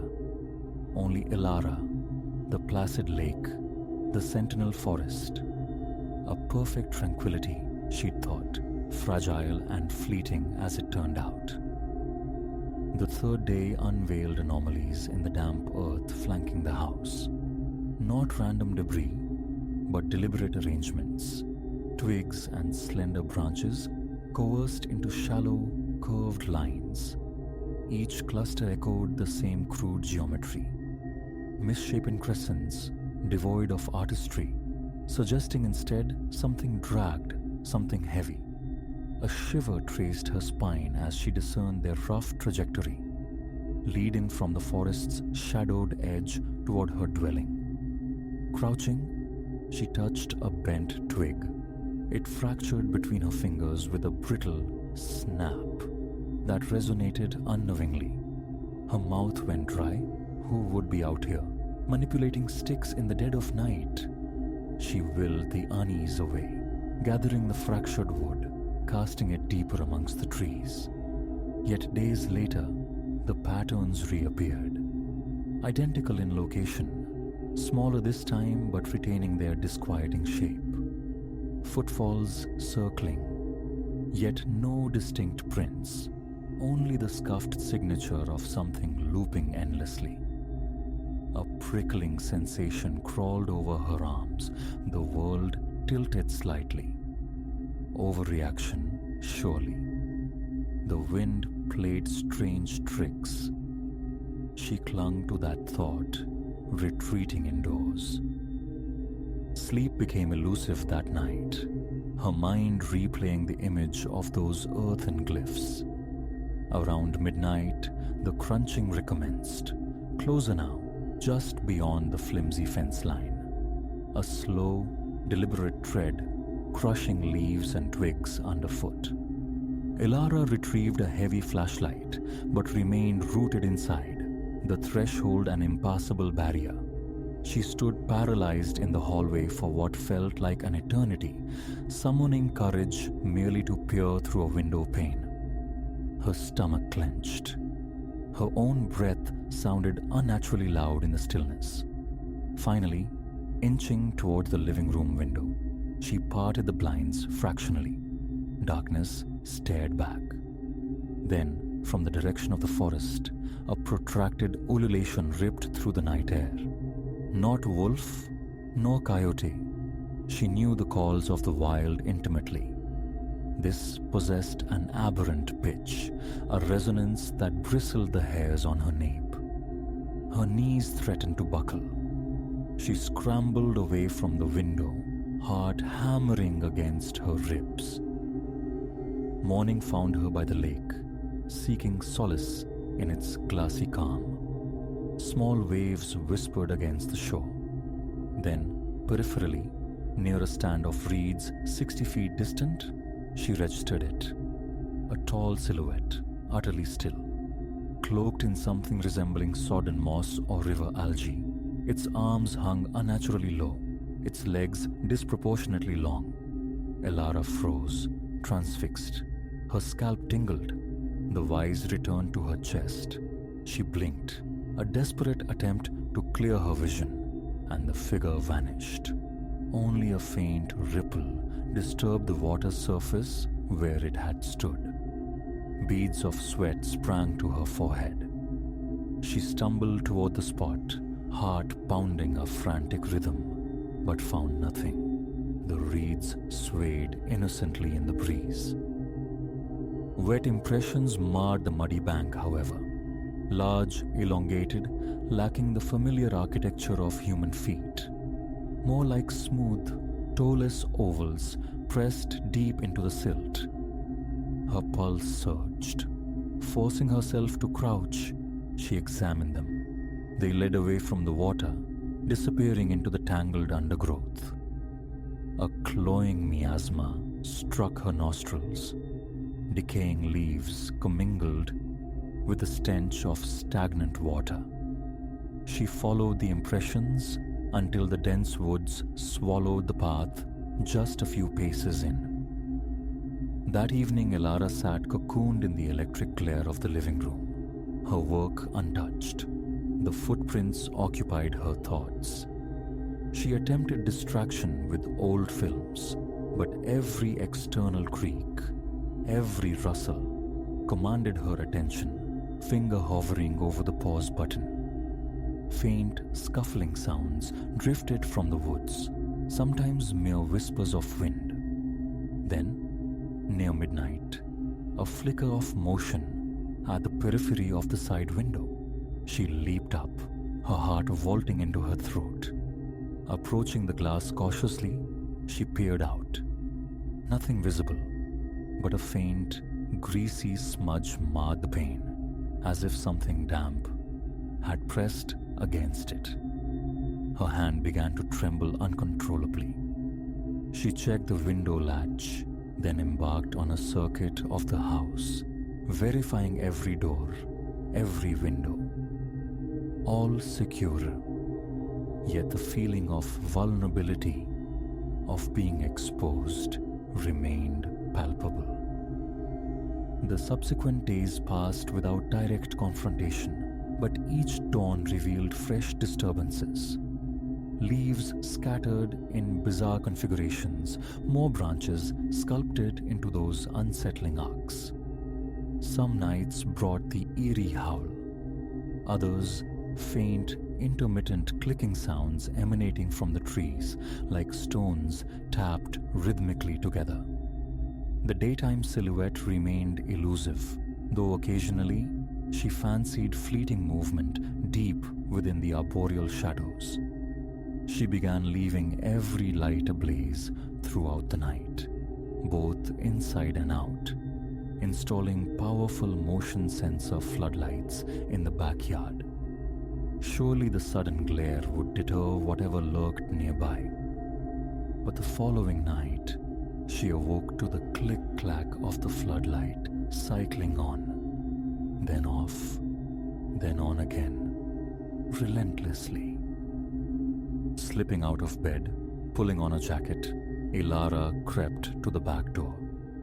Easing it open a mere crack, she scanned the illuminated yard. The floodlight blazed, starkly defining the lawn and the distant tree line. Then, darkness plunged. 30 seconds ticked by. Light flooded the space again. Empty. Her senses strained, attuned to the slightest murmur. A dull pulse throbbed behind her eyes. She waited, the cold night air sharp on her face, her breath escaping in shallow puffs. A few tentative steps onto the porch. The sensor tripped once more, bathing the grass in harsh white. And there it was, near the fence line. The tall figure, draped in its mantle of dark, wet growth. It stood motionless, oriented towards her, yet no features resolved themselves. only the elongated outline of its head, perhaps covered, perhaps naturally misshapen. Its attenuated arms hung limply, reaching past its hips. A difficult swallow. She raised her flashlight, thumbed it on, directing the beam toward the fence. The creature moved with a speed that defied perception, a fluid blur sliding behind the trunk of a large oak. A glimpse of something slick, an arm, a leg, vanished into the encompassing blackness. Her throat constricted. 2 more steps forward, sweeping the flashlight beam frantically. Nothing. Her skin felt feverish despite the chill. A roaring filled her ears, her own blood pounding. She retreated backward into the house, slammed the bolt home, and leaned heavily against the door, eyes wide and stinging from lack of blinking. Minutes passed in absolute stillness, listening. No further sound. When she finally returned to bed, sleep was impossible. She lay atop the covers, fully clothed, staring at the ceiling until, just as exhaustion threatened, the distant howl echoed again, faint but potent enough to make her stomach clench violently. Morning light brought a desperate resolve. Investigate the forest by day. Safety in sunshine, she reasoned. Clad in sturdy boots, gripping a long, smooth branch for defense, she stepped beneath the cool canopy. The air hung thick with the scent of damp earth and humus. She moved with deliberate slowness, pausing frequently, listening. Birdsong punctuated the quiet. Branches shifted in the breeze. Nothing seemed amiss initially. Then, 20 minutes deep, she stumbled upon a swath of flattened vegetation, a clear trail where something substantial had recently passed. The tracks led further into the wood's embrace. She followed cautiously, navigating moss-licked logs and dense congregations of ferns. The trail terminated in a small muddy clearing. There, starkly defined, were the footprints, identical to those by the lake, larger than human, distinctly oval, spaced for an unnervingly long stride. The fetid odor intensified here, a nauseating blend of decomposition and pond scum wrinkling her nose. Bending, she pressed a hand against one impression. The mud beneath felt cool, still yielding. Her pulse quickened. Straightening, she scanned the silent clearing. No wind stirred the leaves, no birds called, no movement betrayed any presence. The prickling returned to her scalp. Slowly, deliberately, she backed away, leaving the clearing and its secrets behind. Confrontation, here alone, was unthinkable.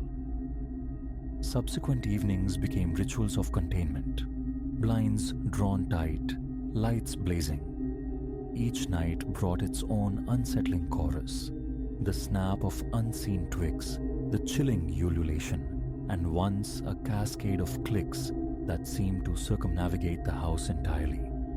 The tightness in her chest became a constant companion, rendering focus impossible, her thoughts consumed by burgeoning fear. She phoned a friend, seeking an anchor, but offered only a diluted version of events. Strange noises, possibly animals. Raccoons, deer, he suggested easily. She didn't argue. The truth felt too monstrous, too unbelievable to voice. One night near 10, restlessness propelled her outdoors for a final check before retreating to bed. Flashlight clutched in one hand, phone in the other.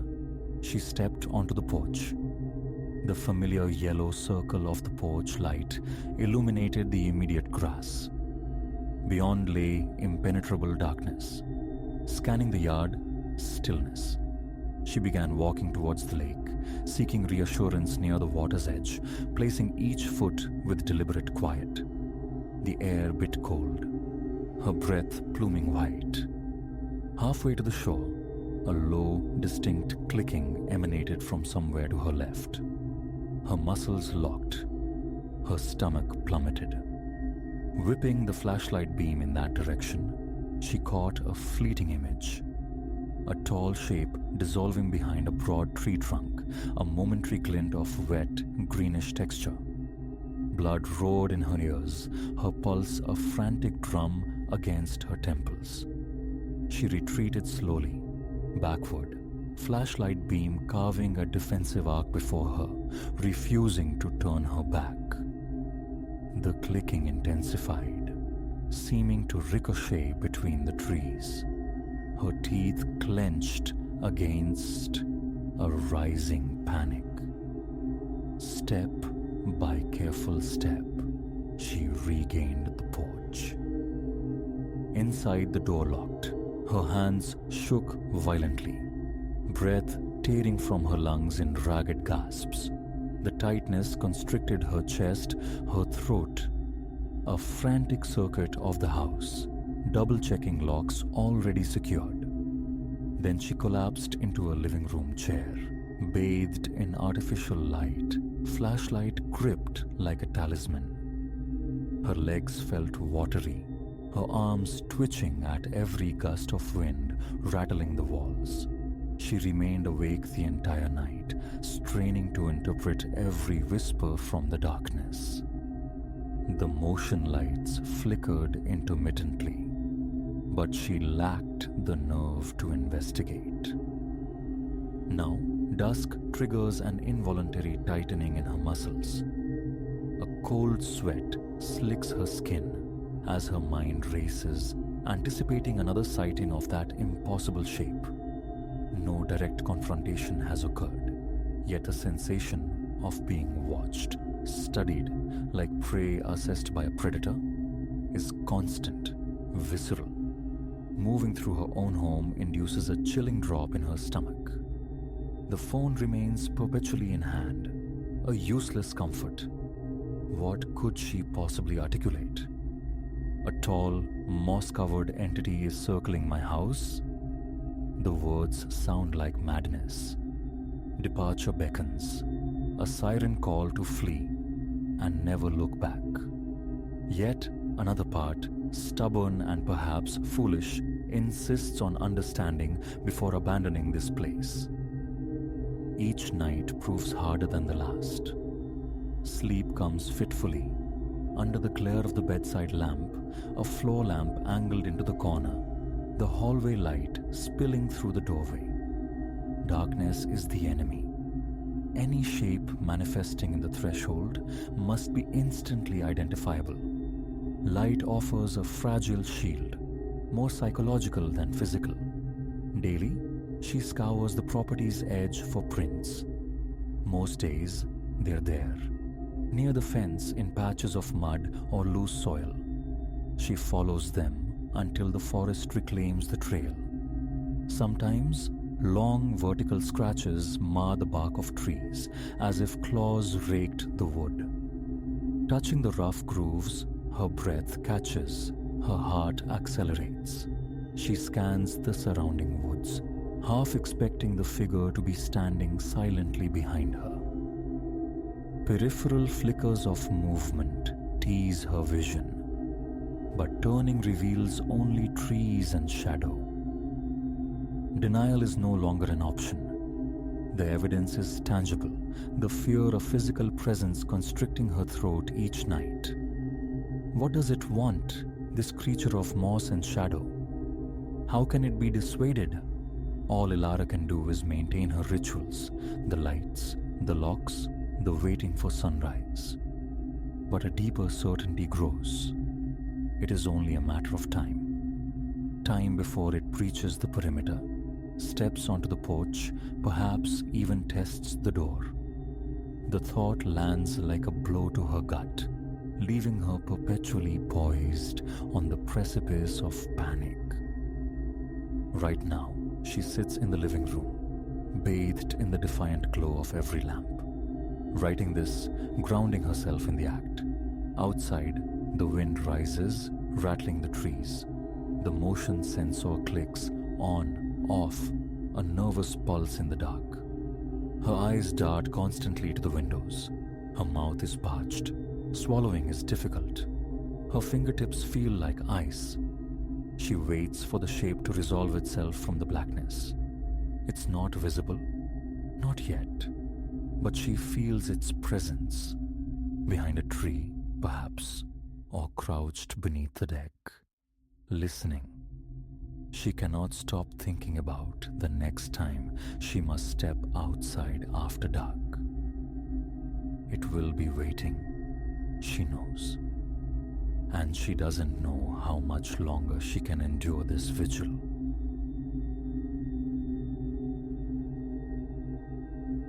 My fountain pen, its nib slick with ink, trembled inches above the notepad's stark white. The scent of rain on old paper filled my motel room. I was Ilara Vance, a chronicler of shadows, chasing the phantom narrative for nearly 10 years. Scandals bloomed and faded. Disasters scarred the earth and healed. But this was elemental. 6 souls swallowed whole over 12 months, vanished from this forgotten hollow pressed deep into the mountain's flank. Havenwood Gap. Population dwindling. Just over 2,000 souls clinging to the slopes. The local constabulary stymied. The townsfolk whispering behind cupped hands, eyes wide with a primal dread. It was a story coiled like a serpent, enigmatic, urgent, its fangs promising revelation. When my editor nodded assent, Havenwood Gap became my destination, my obsession. Arrival was less an entrance, more an absorption. The air itself felt thick, watchful. Main Street, a ribbon of cracked asphalt and faded storefronts, lay unnaturally still under the bruised twilight sky. Faces peered from behind dusty glass, gazes lingering, suspicious. Conversations died on the threshold of the Copper Kettle Diner as I pushed through the door. My first port of call. The sheriff's department, a squat brick building smelling faintly of damp wool and stale coffee. Sheriff Silas Croft, a man carved from mountain granite, his face a roadmap of worry, his eyes reservoirs of exhaustion, greeted me with weary resignation. He resisted the probe of my questions, a wall against the tide. But the pressure of the unspoken wore him down. "Listen," he rasped, leaning across the scarred oak desk, his voice dropping to a conspiratorial burr. "These aren't right. No trace, no struggle, no goddamn scuff mark in the dirt. Like the earth just opened up and took them." My pen scratched frantically, a seismograph recording the tremors beneath his words. Possibilities flickered like faulty wiring. Any link between those who vanished? A slow shake of his head, the movement heavy with futility. Nothing solid. Different walks of life, different ages. Only common thread. They all went missing near Whisperwood. Whisperwood. The name itself seemed to rustle the air, raising gooseflesh for reasons logic couldn't grasp. I offered my thanks, the sheriff's weary gaze following me out into the gathering gloom. The forest loomed at the town's edge, a dense black-green rampart against the sky, ancient trees clawing towards the heavens. Standing there, on the cusp of its dominion, an unnerving certainty prickled my skin. I was being observed. Shadows writhed in my peripheral vision, and the wind, sighing through the pines, seemed to carry fragmented whispers, words lost just before comprehension. Days bled into one another, a montage of hesitant interviews and half-spoken fears. Doors closed softly in my face. Yet fragments emerged from the cracks. Murmurs of spectral lights dancing deep within the trees, of unsettling chants drifting on the night air, of paths that led into the woods but never out. One evening, immersed in the constellation of clues scattered across my motel bed, a sharp rap echoed on the door. Standing there was a crone, ancient and bird-like, her eyes blazing with a desperate terror.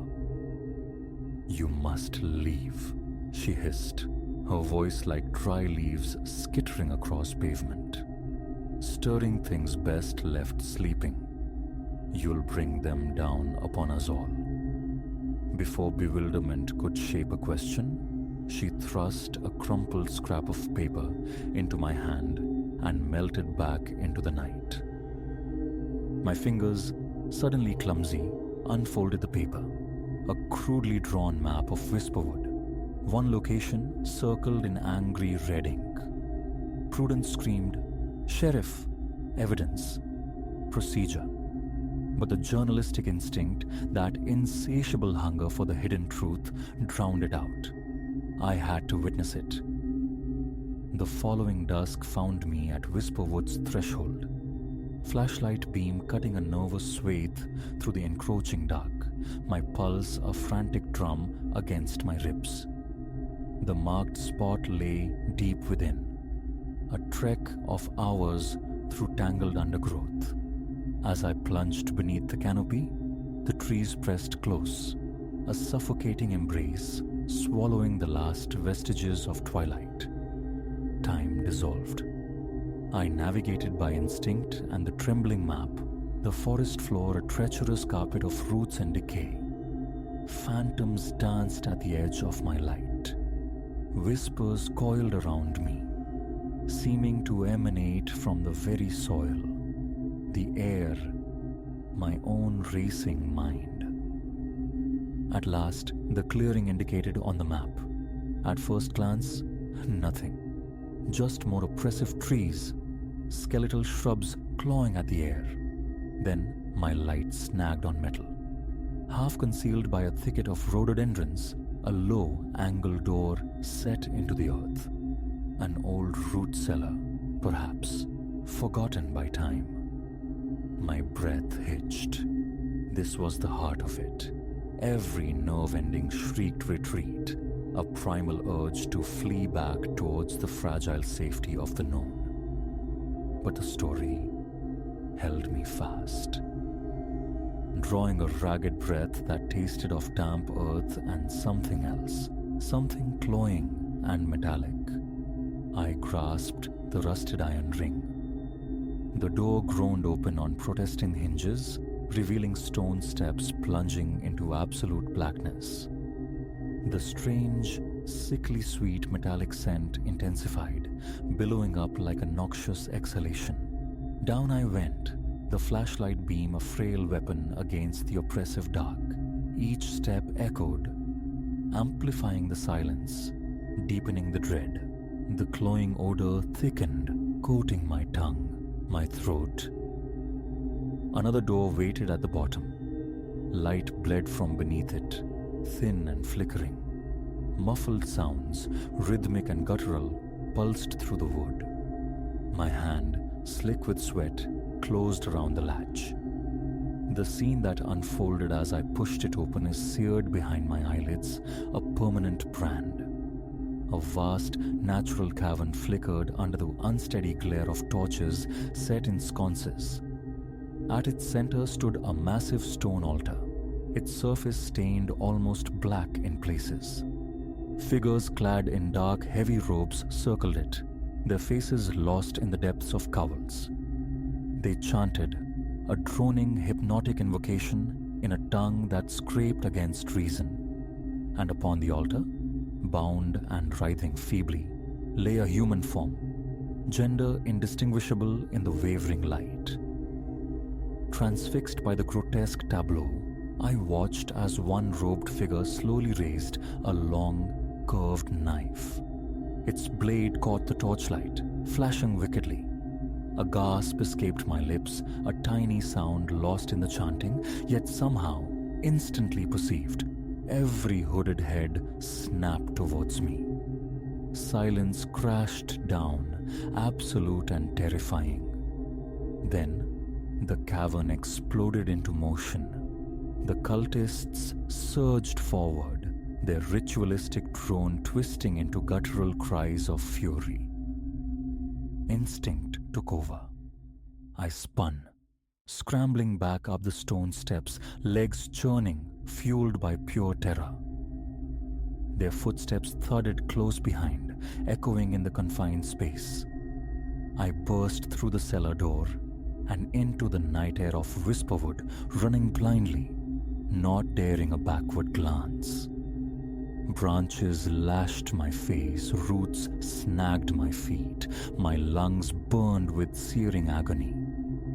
Direction ceased to matter. Only escape. How long I ran is lost to the panic.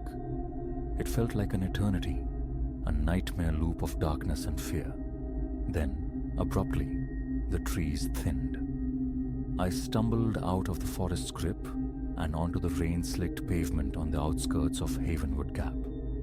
I didn't stop, didn't slow, until I collapsed through the door of the sheriff's department, a gasping, trembling wreck. The aftermath was a blur. My fragmented story, choked out between sobs, met Sheriff Croft's wide-eyed shock. Calls were made, backup summoned. Within hours, Havenwood Gap swarmed with state police, then federal agents. A full-scale search combed Whisperwood. They found the hidden entrance, the stairs, the cavern below. But it was empty.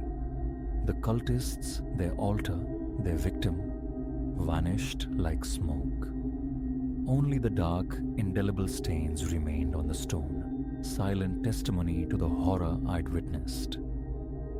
Days turned into weeks of debriefings, statements given under harsh fluorescent lights. The narrative took shape. The disappearances, the forest legends, all attributed to this clandestine group.